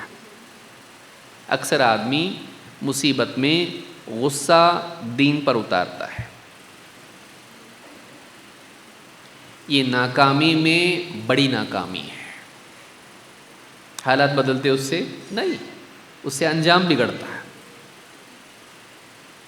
مومن صبر کرتا ہے, ٹھیک ہے, نہیں تو نہیں, جو اللہ نہیں دیا وہ دے بھی سکتا ہے. ناکامی اگر آئی تو اللہ کامیاب بھی کر سکتا ہے, اور اللہ تعالیٰ ناکامی کو کامیابی کی سیڑھی بنا سکتا ہے. بعض اوقات تو انسان کی ناکامی بھی کیا ہوتی ہے, کامیابی کی سیڑھی ہوتی ہے. بہت محنت کر کے ٹکٹ لیا, فلائٹ چھوٹ گئی, بعد میں پتہ چلا فلائٹ گر گئی, تو غصہ اتار رہا ہوتا ہے گھر والوں پہ, تم لوگوں نے لیٹ کیے, جلدی سے پیکنگ نہیں کیے, ایسا کیے ایسا کیا. بعد میں کہتا اللہ کا شکر ہے بہت, نہیں ملی فلائٹ. سارے رپورٹر اس کے فوٹو نکالتے, آئی ایم ویری تھینک فل, اللہ کا بہت شکر ہے کہ میری فلائٹ مس ہو گئی. کب, جب گری فلائٹ. زندگی میں بعض اوقات ایسا ہوتا ہے کہ ایک چیز انسان کو نہیں ملتی ہے لیکن اس میں انسان کی بھلائی ہوتی ہے, اس کو نہیں معلوم ہوتا ہے. ہم اپنا فیوچر نہیں جانتے اس لیے شکایت کرتے ہیں. اگر ہم بڑے پرسپیکٹو میں اس کو دیکھیں گے تو دکھائی دے گا کہ ہماری بہت ساری محرومیاں, ہماری بہت ساری ناکامیاں یہ کامیابی کا ذریعہ تھی. اللہ تعالیٰ نے یوسف علیہ السلام کے لیے کیسا کیا. بھائیوں نے سازش کی, کنویں میں ڈالے, کنویں میں سے قافل آیا, اٹھا کے لیا, لے کے گیا, بازار میں بیچا, عزیز مصر کے گھر میں گئے, وہ بیچاری عورت ان کے اوپر تہمت لگائی, اب سیدھے جیل میں گئے. جیل میں جب گئے ہیں وہاں پر خواب بادشاہ کو اللہ نے دکھایا, اتنا ٹائم کر کے ان کو عزت دینی تھی, اللہ نے وہاں تک ان کو پہنچایا. فیل فیل فیل فیل, برا برا برا برا, اچھا نہیں ہو رہا کچھ بھی اپنی لائف میں, لیکن اللہ نے وہاں لے جا کر کیا کیا, ڈائریکٹ جمپ. کیونکہ بعض اوقات فیلئر ایسا ہوتا ہے, نیچے گیا پھر واپس ایسا جمپ کر کے اور اوپر چلا جاتا ہے آدمی, اس کو نہیں معلوم ہے کچھ. واللہ یعلم وانتم لا تعلمون, اللہ جانتا ہے تم نہیں جانتے. تو اللہ پہ بھروسہ کرو, اللہ پہ اعتماد رکھو. اللہ مومن کا برا نہیں کرتا, لیکن بندہ جب شکایت کرتا ہے تو پھر اللہ اس کو چھوڑ دیتا اس کے حال پہ. اس کو بھروسہ ہی نہیں تو اس کے لیے پھر کیا کیا جائے, نہیں, ناراض ہو جاتا اللہ تعالیٰ.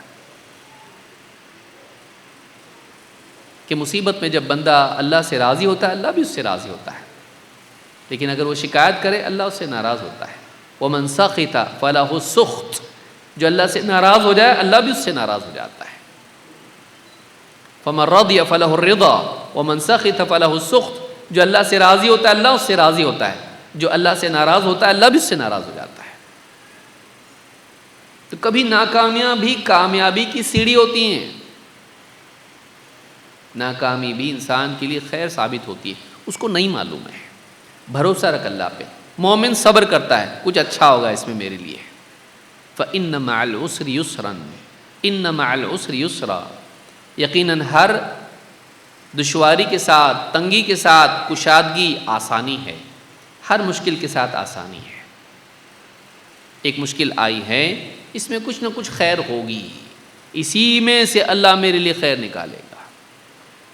مومن کو معلوم ہوتا ہے اللہ تعالیٰ کچھ بھی کر سکتا ہے. اللہ مردہ سے زندہ نکالتا ہے. بیج زمین میں جاتا ہے، گٹھلی زمین میں جاتی ہے، سڑ جاتی ہے، گئی. ویسٹیج ہے وہ. گٹھلی زمین میں جب ڈالتا، آم کھا کے گٹھلی ڈال دیا اس میں زمین میں، کیا ہو جاتی؟ وہ پھٹ جاتی، سڑ جاتی، ختم. پھر اس میں سے کچھ نکلتا ہے، پھر وہ بڑھتے بڑھتے بڑھتے بڑھتے پیڑ بن جاتا ہے، اور اس میں سے اتنے سارے پھل نکلتے ہیں. لو، ایک چیز ختم ہوئی لیکن اس میں سے کتنا نکلا. ہم سوچتے نہیں، ہمارے پاس ٹائم نہیں سوچنے کے لیے، اس لیے ہم جدھر کی ادھر ہی ہیں. آدمی کی پرواز اس کی فکری ارتقاء کے اعتبار سے ہوتی ہے، اس کے جینے کی سطح، اس کی سوچنے کی سطح کے حساب سے ہوتی ہے. وہی نیچے آدمی مرغی کی طرح اڑ رہا ہے، پھر کہاں سے اس کو معلوم پڑے گا آسمان کیا ہے. یہ دین کا علم ہے، یہ انسان کی سوچ کی بلندی ہے جو اس کے جینے کی سطح کو اعلیٰ کرتی ہے. مومن ایسا ہوتا ہے، اس کو معلوم ہوتا ہے یہ اچھا نہیں ہو رہا لیکن کچھ اس میں اچھا ہوگا. Wait and watch, 2W، wait and watch. تھوڑا انتظار کر، شکایت مت کر، دیکھ اللہ کیسا کرتا تیرے لیے. اور پھر انسان اکثر کامیاب ہوتا ہے. اگر اس کے بعد اچھے حالات آئے تو شرمندہ ہوتا اگر شکایت کیا تھا. میں کیا کیا بولا اللہ کو، کیا کیا دین کے بارے میں بولا، میں کتنی غلط کام کیا، لیکن اللہ نے مصیبت ہٹا دی. دیکھو میں سمجھ رہا تھا کچھ لیکن ہوا کچھ. شرمندہ ہوتا آدمی. مومن کو چاہیے کہ وہ مصیبت آئیں صبر کرے، اچھے حالات آئیں شکر کرے. یہ مومن کی شان ہے، اور وہ ترقی کرتا رہتا ہے. برے حالات میں بھی اوپر جاتا، اچھے حالات میں بھی اوپر جاتا ہے. اوپر جاتے جاتے جاتے جاتے وہ ترقی کی چوٹی پہ پہنچ جاتا ہے، اللہ کے قریب ہو جاتا ہے. بعض اوقات اس کو جنت الفردوس مل جاتا. تو یہ صحیح مسلم کی حدیث ہے. ایسے بننا، حالات اچھے برے آتے رہیں گے، دونوں کو اپنے لیے سکسیس بنانا. برے حالات کو بھی اپنے لیے کامیابی بنانا. غلطی کو بھی آدمی اپنے لیے کامیابی بنا سکتا ہے، نقصان کو بھی. سیکھو، ایکسپیرینس. اگر آدمی غلطی کریں اور اس سے سبق لیں تو نقصان میں فائدہ ہے، کیونکہ آئندہ بڑے نقصان سے وہ بچ سکتا ہے. آئندہ وہ بڑے نقصان سے بچ سکتا ہے. اسی لیے اللہ کے نبی صلی اللہ علیہ وسلم کی حدیث بھی ہے، اس میں بھی آئے گی انشاءاللہ، کہ مشکل آنا، مجھ کو ٹائم بہت کم لگ رہا ہے ابھی، کہ مومن ایک بل سے 2 بار ڈسا نہیں جاتا. غلطی کرتا ہو لیکن سیکھتا، نیکسٹ ٹائم سیم چیز ریپیٹ نہیں کرتا ہو، وہ سمجھدار بن جاتا ہے.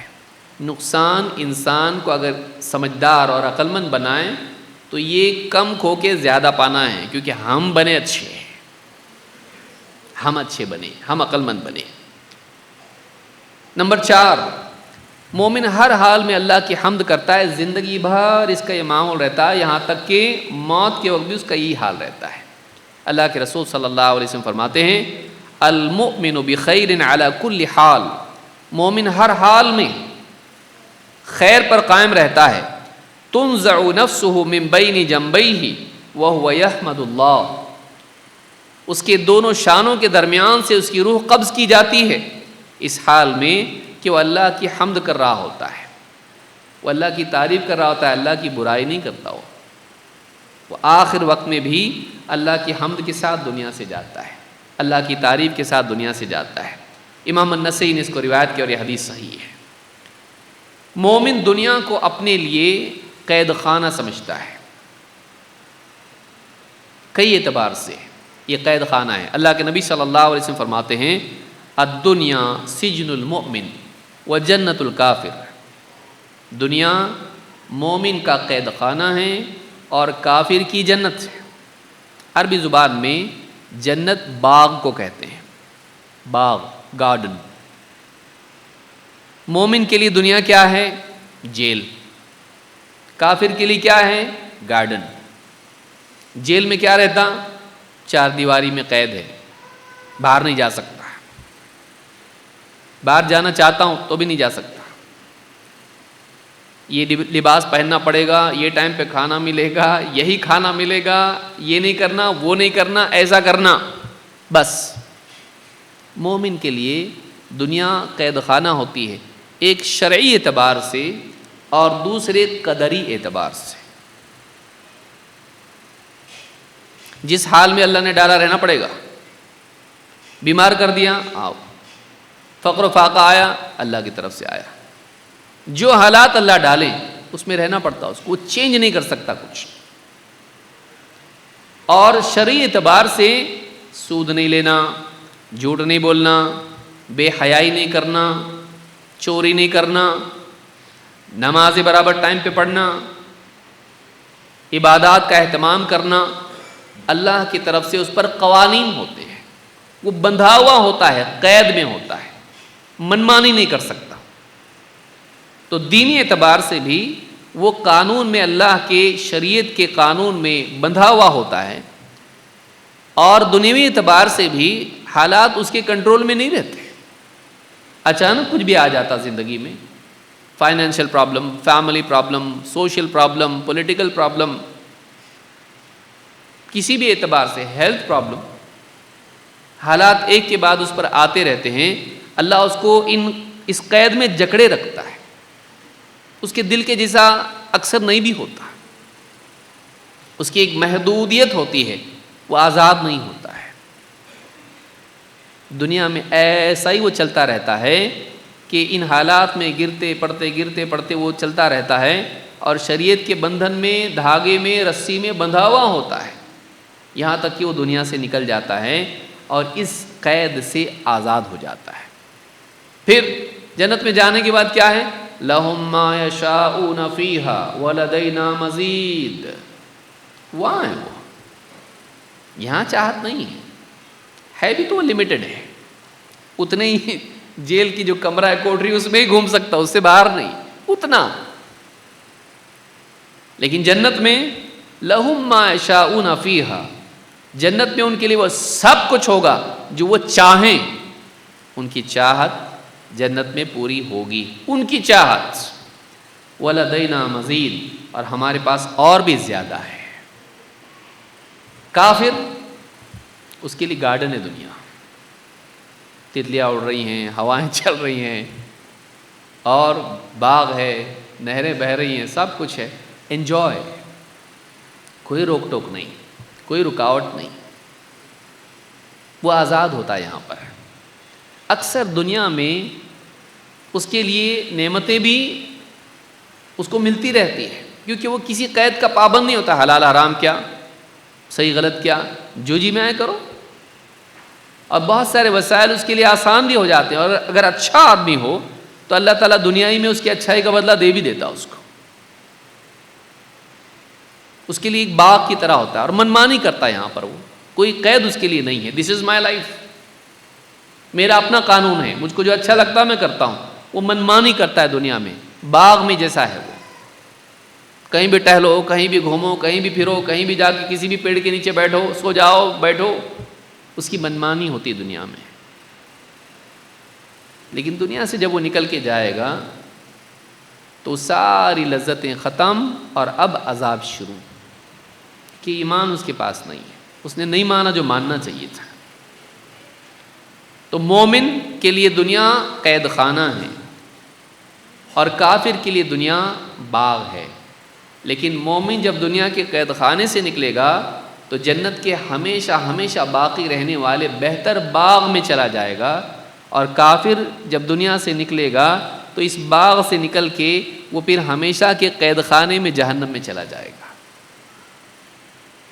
تو چوائس دو میں سے ایک ہے، تھوڑی دیر کے لیے قیدی بن کے ہمیشہ کے لیے آزاد ہونا ہے، یا تھوڑی دیر انجوائے کر کے آزادی منمانی کر کے پھر ہمیشہ کے لیے قیدی بننا ہے۔ دونوں میں سے چنو، عقل مند کون ہے؟ تھوڑی دیر کے لیے قید خانے میں رہ تاکہ ہمیشہ کے لیے آزاد ہو جائے، یا پھر تھوڑی دیر کے لیے آزاد ہو جا اور ہمیشہ کے قید خانے میں جا۔ مومن پہلی چیز کو اپناتا ہے، تھوڑی دیر کے لیے قید خانہ ہم کو منظور،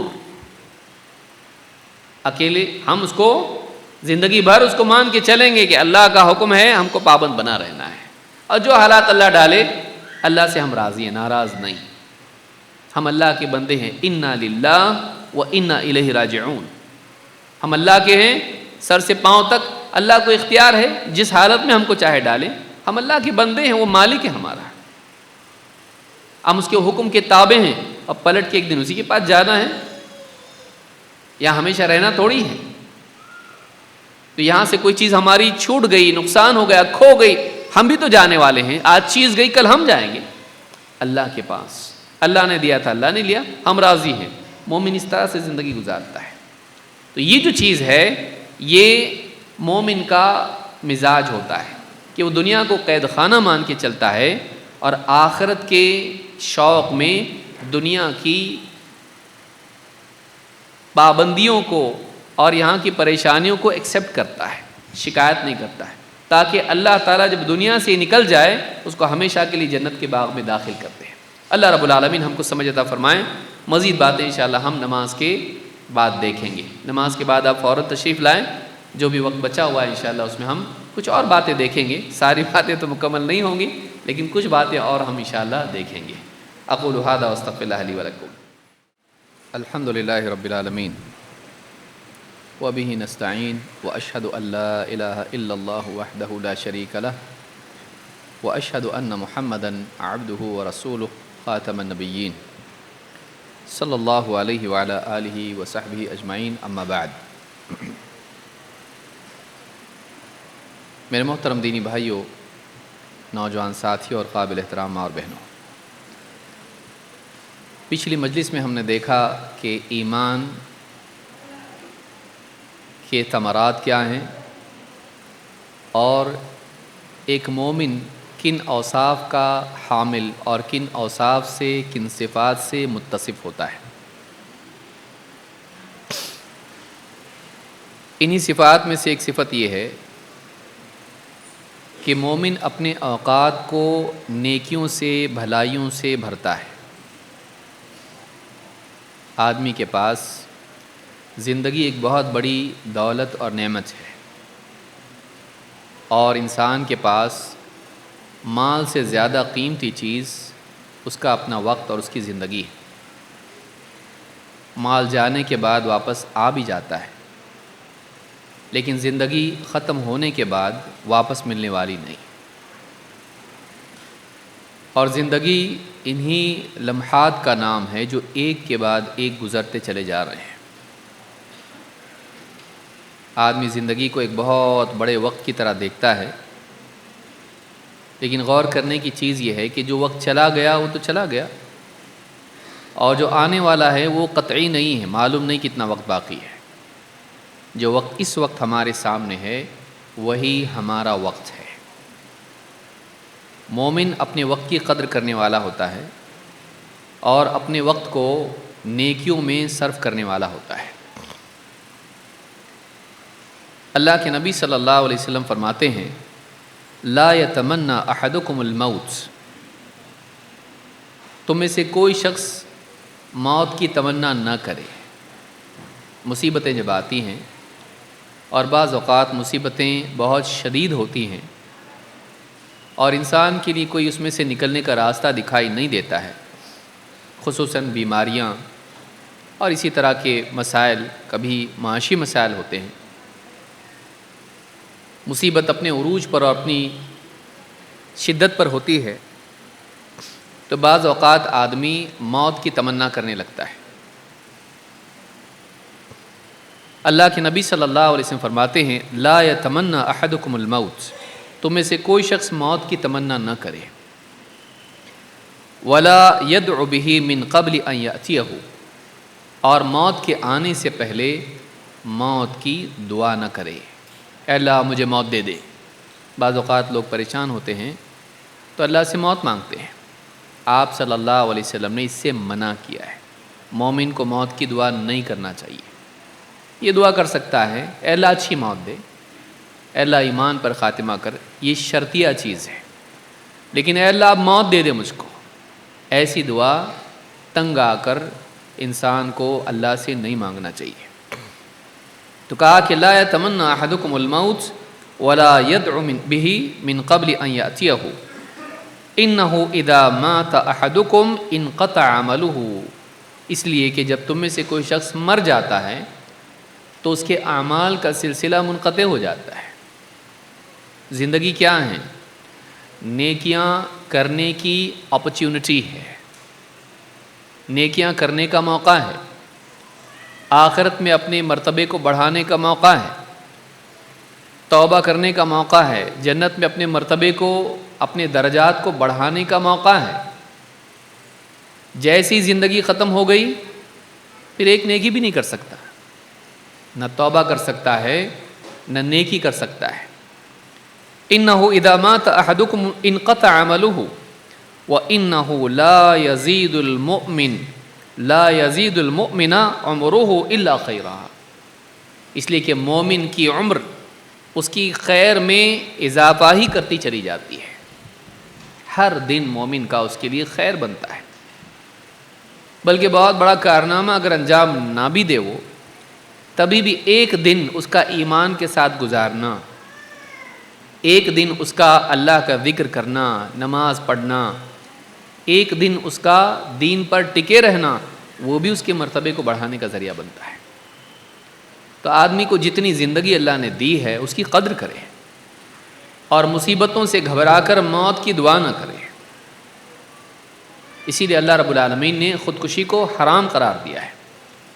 اللہ تعالیٰ نے فرمایا وَلَا تَقْتُلُوا أَنفُسَكُمْ إِنَّ اللَّهَ كَانَ بِكُمْ رَحِيمًا، اپنے آپ کو مار مت ڈالو، اپنے آپ کو قتل مت کرو، سوئسائڈ مت کرو، اللہ تعالیٰ تم پر بہت رحم کرنے والا ہے۔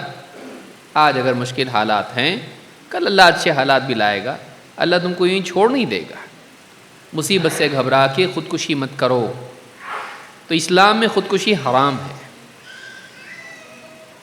اس لیے کہ زندگی اللہ کی دی ہوئی ہے، ہم کو حق نہیں ہے کہ ہم زندگی کو ختم کریں، اور یہ جو زندگی ہے جتنی مل گئی غنیمت ہے، اس کا صحیح استعمال آدمی کو کرنا چاہیے۔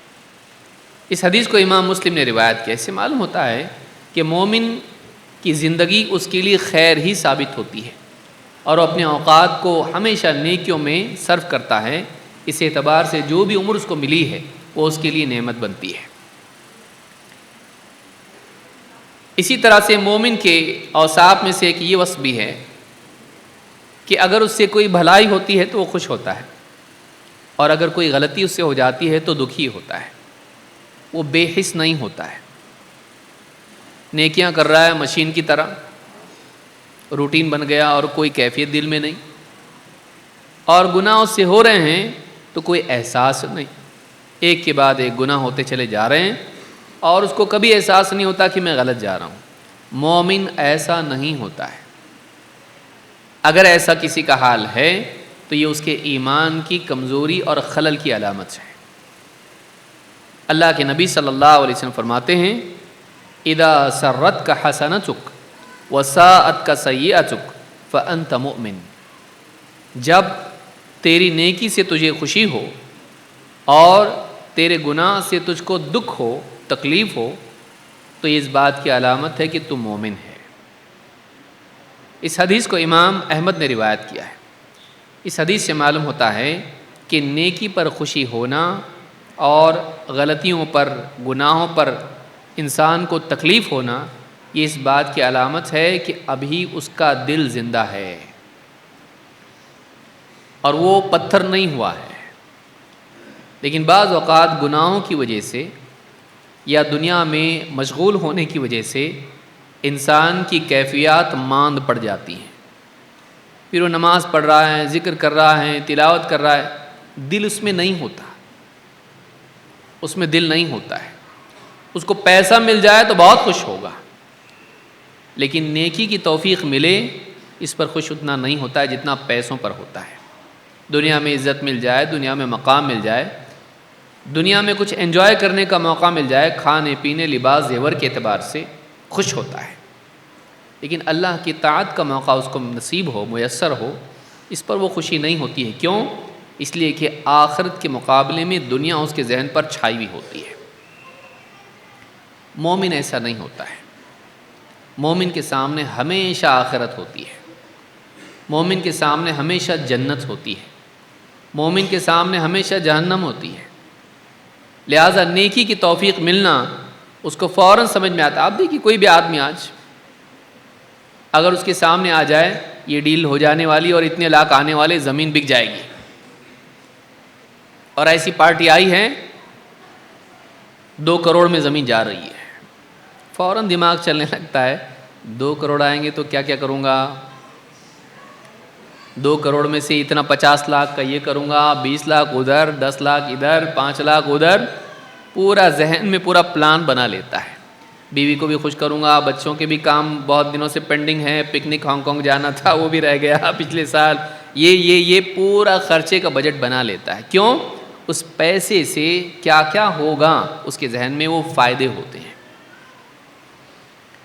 نیکی، آخرت میں نیکیوں کی بنیاد پر جنت میں اونچے مرتبے ملیں گے، اور اس عمل کے بدلے یہ ملے گا، اس عمل کے بدلے یہ ملے گا. مومن کے سامنے ہوتا ہے کہ نیکیوں پر اللہ کے ہاں انعامات کیا ہیں.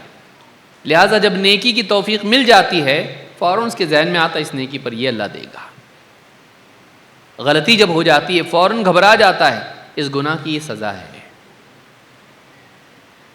تو ایسا نہیں ہو سکتا ہے کہ ایک انسان کا ایمان زندہ ہو، تازہ ہو، اور نیکی سے اس کو خوشی نہ ہو اور گناہ سے اس کو تکلیف نہ ہو. اور نیکی پر اتنی خوشی کیا کم ہے کہ اللہ کا حکم میں نے پورا کیا، اپنے مالک کی چاہت میں نے پوری کی. اور گناہ میں اتنا ہی برائی کیا کم ہے کہ میں نے اپنے رب کا حکم توڑا جس نے اتنے سارے احسانات مجھ پر کیے ہیں، اور اس گناہ کی وجہ سے میں اس سے دور ہو گیا، وہ مجھ سے ناراض ہو گیا. اور اس پر اللہ اگر سزا دے تو کوئی بچانے والا بھی نہیں. تو مومن کے دل میں یہاں یہ بات یاد رکھنے کی ہے، مومن ایک سینسٹیو انسان ہوتا ہے، وہ ایک حساس انسان ہوتا ہے، وہ جذبات والا ہوتا ہے. وہ پتھر کی طرح، مشین کی طرح نہیں ہوتا، روبوٹک نہیں ہوتا وہ کہ پریکٹیکلی سب کر رہا ہے اور کچھ بھی نہیں ہو رہا، اس کو نہیں ہوتا ایسا. اس کا دل جذبات سے بھرا ہوا ہوتا ہے، اور یہی وہ کیفیات ہیں جو اس کو اعلیٰ انسان بناتی ہیں. انسان کی نیکی کی قیمت اس کی کیفیت سے بڑھ جاتی ہے. نہیں، قرآن میں اللہ نے کیا فرمایا؟ قد افلح المؤمنون الذین هم فی صلاتهم خاشعون. کامیاب ہو گئے ایمان والے جو اپنی نمازوں میں خشوع کا اہتمام کرتے ہیں. خشوع کا اہتمام کرتے ہیں، دلوں میں اللہ کا خوف ہوتا ہے، نگاہیں جھکی ہوتی ہیں، اور دل میں بندگی کا جذبہ ہوتا ہے، اللہ کی عظمت دلوں پر چھائی ہوئی ہوتی ہے. یہ کیا ہے؟ یہ کیفیات ہیں، یہ کیفیات ہیں. کیفیت کے نتیجے میں نیکی بہت قیمتی بن جاتی ہے. جتنی اعلیٰ کیفیات کے ساتھ آدمی نیکی کرتا ہے اتنی زیادہ نیکی وزنی اور بھاری ہو جاتی ہے، اس کی قدر اتنی بڑھ جاتی ہے. لیکن مسئلہ انسان کا یہ ہے کہ ایک وقت کے بعد میں نیکیاں عادات میں تبدیل ہو جاتی ہیں، روٹین، اور دھیرے دھیرے ان سے فیلنگز جو ہیں نکلتی چلی جاتی ہیں. جذبات، کیفیات، احساسات ان میں سے نکل جاتے ہیں، ڈھانچہ باقی رہ جاتا ہے اور روح نکل جاتی ہے. ایسے عمل کو، ایسے انسان کو کیا بولتے ہیں؟ ڈھانچہ باقی ہے لیکن اس میں سے روح نکل گئی. زندہ ہے وہ؟ مردہ ہے وہ. بعض اوقات نیکیاں بھی ایسی ہی بے حیات اور مردہ ہو جاتی ہیں، بس ڈھانچہ اس کا باقی رہتا ہے. آدمی ہاتھ اٹھا رہا، باندھ رہا ہے، رکوع میں جا رہا، سجدہ کر رہا، دل کہیں اور ہے، بندگی کا احساس نہیں ہے. جبکہ اللہ نے کیا فرمایا؟ وَقُومُوا لِلَّهِ قَانِتِينَ، خالی قومو کا حال نہیں، کھڑے ہو نماز میں بس. وَقُومُوا لِلَّهِ قَانِتِينَ، اللہ کے فرما بردار بندے بنے، کھڑے رہو نماز میں. وہ جذبات بندگی کے، طاعت کے، اور وہ اللہ بڑا ہے میں چھوٹا ہوں، میں اللہ کا محتاج ہوں، اللہ میرا مالک ہے، میری زندگی کا حساب لے گا، وہ جذبات کہاں ہیں؟ تو مومن کے جتنے بھی اعمال ہوتے ہیں وہ مشینی اعمال نہیں ہوتے ہیں. مومن کے اعمال، اس کے اندر اس کے احساسات اور کیفیات ہوتی ہیں جو اس کی زندگی کو ہر نیکی کے ساتھ بہتر بناتی چلی جاتی ہے. جب آدمی اچھے جذبات کے ساتھ کوئی کام کرتا ہے وہ اچھا بن جاتا، وہ پہلے سے بہتر بن جاتا ہے، کیونکہ وہ سارے جذبات اس کو ایک اچھا انسان بناتے ہیں. ہم میں اور مشین میں فرق کیا ہے؟ بعض اوقات بعض اعتبار سے مشین ہم سے اچھا کام کر سکتی ہے ظاہری اعتبار سے، لیکن مشین جو سب سے اہم چیز جو لیک کر رہی ہے، جو اس میں نہیں ہے، وہ قیمتی احساسات ہیں جو مومن کے دل میں ہوتے ہیں. بھائی کوئی آدمی ہے، مشین آج کل تو بن رہے ہیں، ابھی چائنا تو بنا رہا نا، اور روبوٹ بنا رہا ہے، وہ آدمیوں کی ضرورت کم ہو جائے گی، ہو جائے گا، گھر صاف کر رہا ہے پورا، ہاں کھانا وانا جو پانی مانگا لا کے دے گا، سب کچھ روبوٹ پانی لا کے آپ کو دے رہا ہے. لیکن وہی بات ایک بوڑھا باپ یا بوڑھی ماں اپنی اولاد سے کہے بیٹا ذرا پانی لے کر آؤ، اور وہ دوڑا دوڑا جائے، اور میرے باپ نے، میری والدہ نے مجھ سے پانی مانگا ہے، محبت کے ساتھ، جذبات کے ساتھ میں، ان کی خدمت کے جذبے کے ساتھ، اللہ کی تقرب کے لیے احسان مندی کے جذبے کے ساتھ میں، اور خیر خواہی کے ساتھ میں، اور ان کے اوپر شفقت کرتے ہوئے پانی لا کے دیا اور بٹھا کے پلایا ان کو. بتائیے یہ جذبات روبوٹ میں آئیں گے؟ یہ نہیں آ سکتے. مشینیں آ جائیں گی، کام اچھے سے اچھے ہونے لگیں گے، لیکن انسان ان جذبات کے لیے اور اس محبت کے لیے، اس رشتے کے لیے ترسے گا جو انسان اور انسان کے درمیان میں ہوتا ہے. کل کو ہو سکتا ہے چھوٹے بچوں کو پالنے کے لیے، سنبھالنے کے لیے روبوٹ اماں بھی آ جائے. اماں سو رہی ہے اور وہ گول گول اس کو گھما رہا ہے، بالکل گود میں اس کو لے کے کھلا رہا ہے اس کو، لیکن وہ ماں کی محبت کہاں سے لائے گا؟ وہ مشین نہیں لا سکتی ہے. اس کی شفقت، اس کی قربانی، اس کے لیے وہ اپناپن وہ نہیں لا سکتا ہے. یہ جذبات ہیں جو ہم کو واقعی انسان بناتے ہیں، یہ جذبات ہیں جو واقعی ہم کو قیمتی بناتے ہیں. لیکن اس مشینی دور میں اور اس تیز رفتار دنیا میں ہم وہ سارے جذبات دھیرے دھیرے دھندلے پڑ رہے ہیں، اور بعض اوقات وہ چیزیں نکل بھی جاتی زندگی سے، اور ہم صرف ایکٹیویٹی پر آ کے رک جاتے ہیں، لیکن ان کے تعلق سے جو فیلنگس ہماری ہونی چاہیے وہ ہم کھوتے چلے جا رہے ہیں. نہیں ہونا چاہیے، نہیں ہونا چاہیے، بلکہ ہماری زندگی میں وہ ساری کیفیات زندہ رہنی چاہیے جو ہمیں واقعی اچھا انسان بناتی ہے. اسی لیے دل ہمارا اگر صحیح ہے، زندگی صحیح ہے. حدیث میں ہے نا کہ آدمی کے جسم میں گوشت کا ایک ٹکڑا ہے، اگر وہ صحیح تو سارا جسم صحیح، اگر اس میں بگاڑ آ گیا سب بگڑ گیا. وہ آدمی کا دل ہے، دل میں انسان کے جذبات، کیفیات، احساسات، وہ ساری چیزیں ہوتی ہیں جو ایک انسان کو مشین سے نمایاں کرتی ہے، الگ کرتی ہے، سپریٹ کرتی ہے. ہم کیا بن رہے ہیں اس مشین کے دور میں؟ کہ ہم بھی تو مشین نہیں بن جا رہے، انسانی مشین. وہ ہیومنوائڈ بن رہا ہے، ہم لوگ مشینوائڈ بن رہے ہیں. کیا بن رہے ہیں ہم لوگ؟ سوچئے. مشینیں ایسی بن رہی ہیں جو بالکل ایسا مادہ استعمال ہو رہا ہے جو بالکل سکن کی طرح محسوس ہو، کہ اس میں فرق کرنا مشکل ہو جائے کہ انسان ہے یا مشین ہے. اور کہیں نتیجے میں ایسا تو نہیں ہو رہا کہ ہم انسانیت چھوڑ کے مشین بنتے چلے جا رہے ہیں، کہ دکھنے میں تو انسان ہے اور حقیقت میں بھی ہے، لیکن یہ مشین بنتے جا رہا ہے، اس میں جذبات نہیں ہے. یہی وجہ ہے کہ کوئی آدمی پریشان ہے، تڑپ رہا ہے، مر رہا ہے، اور لوگ اس کا ویڈیو بناتے ہیں تاکہ اس کو فیس بک پہ ڈالیں.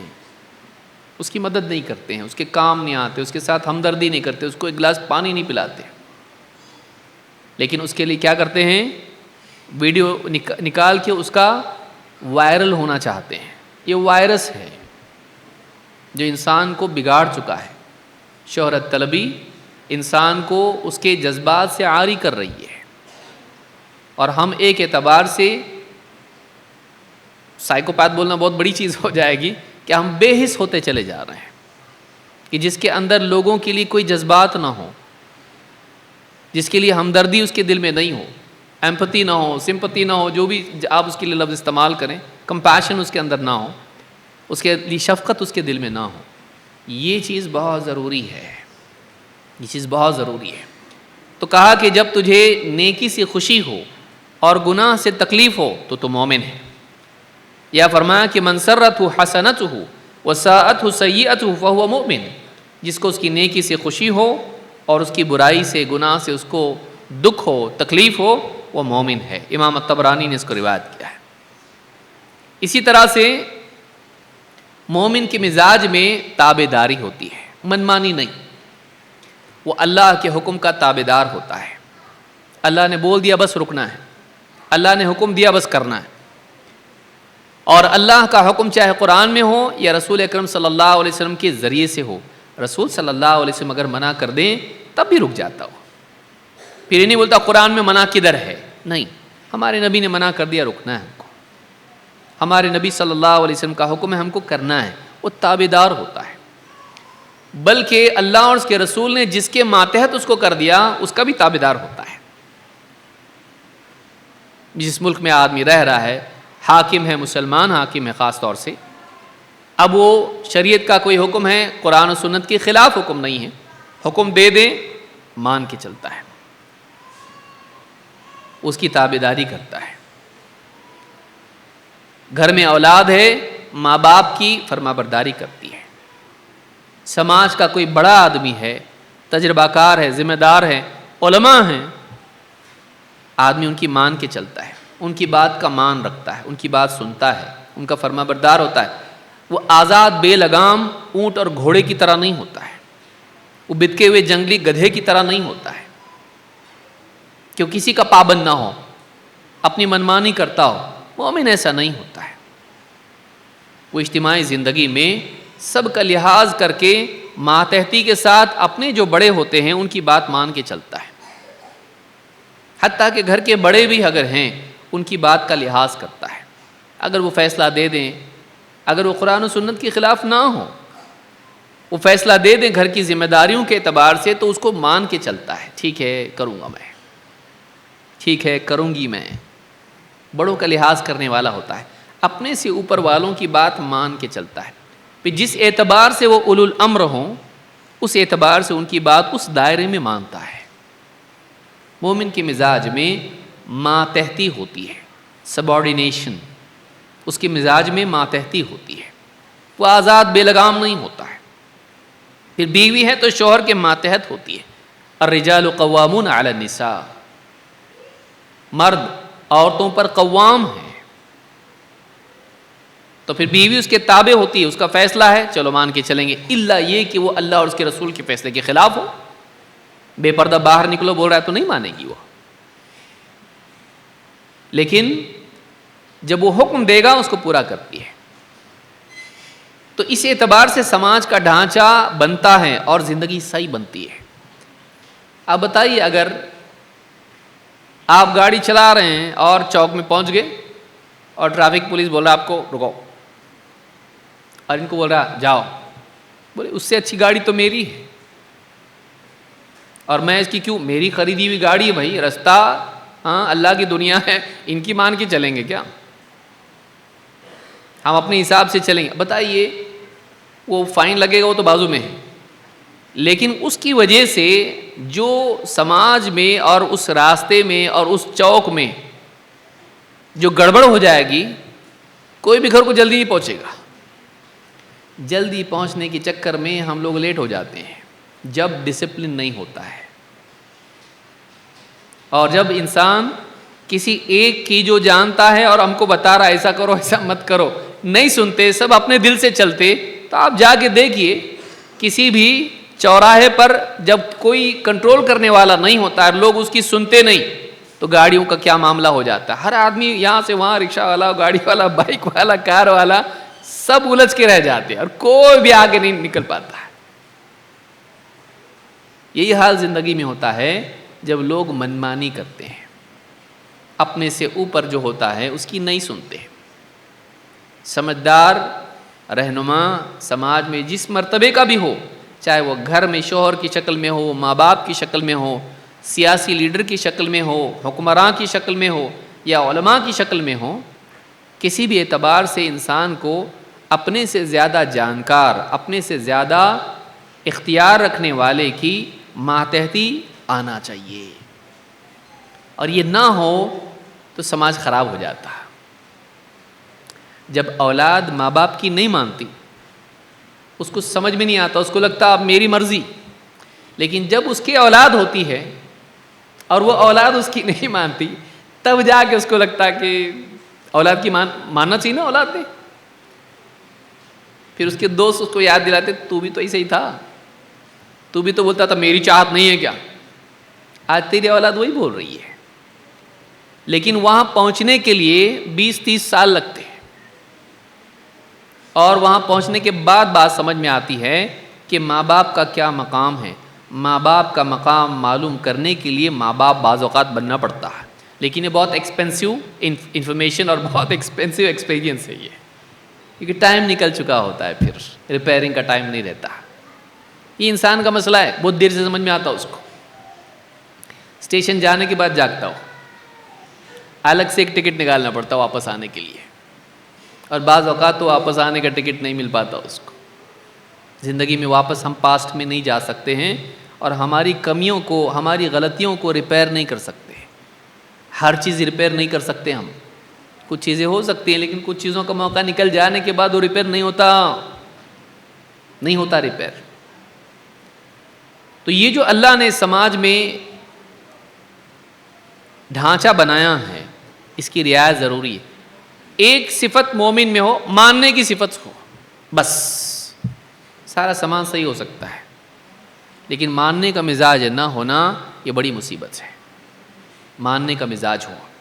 اللہ کے نبی صلی اللہ علیہ وسلم فرماتے ہیں وعلیکم بالطاعہ وان عبدا حبشیا، تمہارے لیے ضروری ہے کہ تم فرما برداری اپناؤ، فرما بردار بن جاؤ. وان عبدا حبشیا، چاہے تمہارے اوپر ایک حبشی، کالے حبشی اور غلام کو تمہارے اوپر ذمہ دار بنایا جائے، امیر بنایا جائے. تمہارے اوپر چاہے ایک حبشی غلام کو سرپرست بنایا جائے، تمہارا نگراں، تمہارے اوپر اتھارٹی مقرر کی جائے. فَإِنَّمَا الْمُؤْمِنُ كَالْجَمَلِ الْأَنِفِ حَيْثُمَا قِيدَ انقاد، اس لیے کہ مومن ایک اونٹ کی طرح ہوتا ہے جس کے ناک میں نکیل ڈالی ہوئی ہو، جہاں اس کو لے جایا جاتا ہے وہ چپ چاپ چلتا ہے. اونٹ والا، اس کے ہاتھ میں رسی ہوتی ہے اور رسی اونٹ کی ناک میں ہوتی ہے، اور وہ بچہ بھی اگر ہو اس کو لے جائے اگر، اونٹ چپ چاپ اس کے پیچھے چلتا ہے، چپ چاپ اس کے پیچھے چلتا ہے. طاقت کے اعتبار سے اونٹ بہت پاورفل ہے، وہ اونٹ والے سے بھی پاورفل ہوتا ہے. لیکن اونٹ کے مزاج میں ہوتا ہے کہ رسی اگر ڈالی جائے، نکیل ڈالی جائے، وہ چپ چاپ پیچھے چلتا ہے. مومن کا یہ مزاج ہوتا ہے حیثما قید انقاد، جہاں اس کو لے جایا جائے چپ چاپ پیچھے پیچھے جاتا ہے، ضد بازی نہیں کرتا ہے، من مانی نہیں کرتا ہے. اس حدیث کو امام احمد ابن ماجہ نے روایت کیا ہے. تو اس حدیث سے بات معلوم ہوتی ہے کہ مومن میں تابع داری ہوتی ہے. ہاں الا یہ کہ حکم دینے والا غلط حکم دے، کتاب و سنت کے خلاف ہو یا ضرر ہو اس میں، پھر وہاں جا کے اس بات کو نہیں ماننا ہے جو حرام ہے، جو غلط ہے. لیکن جو بات صحیح ہے اس کو ماننا چاہیے. پھر یہ نہیں دیکھے گا کہ یہ کون سے خاندان کا ہے، یہ کون ہے، جو ان کے اوپر ہے اس کی بات ماننی پڑے گی. تو یہ ماتحتی کا مزاج اولاد میں ماں باپ کے اعتبار سے، بیوی میں شوہر کے اعتبار سے، یا سیاسی اعتبار سے عوام میں حاکم کے اعتبار سے، یا دینی اور سماجی اعتبار سے عوام میں علماء کے اعتبار سے، اگر یہ ماتحتی کا مزاج ہوگا تو سماج ٹھیک ٹھاک چلتا. ورنہ وہی ہوتا ہے جو چوراہے پر گاڑیوں کا ہوتا ہے، یہ سب پھنس جاتا ہے، سب پھنس کے الجھ کے رہ جاتا ہے. زندگیاں سماج الجھ کے رہ جاتا، گھر الجھ کے رہ جاتا، سب اپنی اپنی منمانی کرتے، کوئی کسی کی سنتا نہیں۔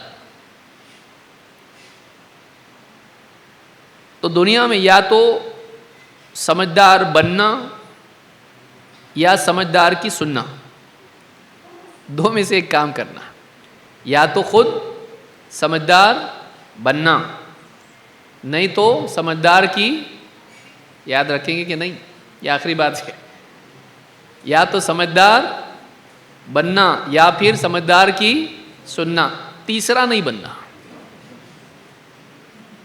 تیسرا اگر بنے تو سیدھا کھائی میں چلے جاتا آدمی، اور بعد میں پچھتاتا ہے۔ تو یہ زندگی میں یاد رکھیے اس بات کو کہ ہم ہمیشہ اپنے سے اوپر والے علمی اعتبار سے، تجربے کے اعتبار سے، دینی اعتبار سے، دنیوی اعتبار سے ہمیشہ ان سے مربوط رہیں، ان کی ماتحتی میں رہیں۔ یہ ہمارے لیے نجات ہے، حفاظت ہے۔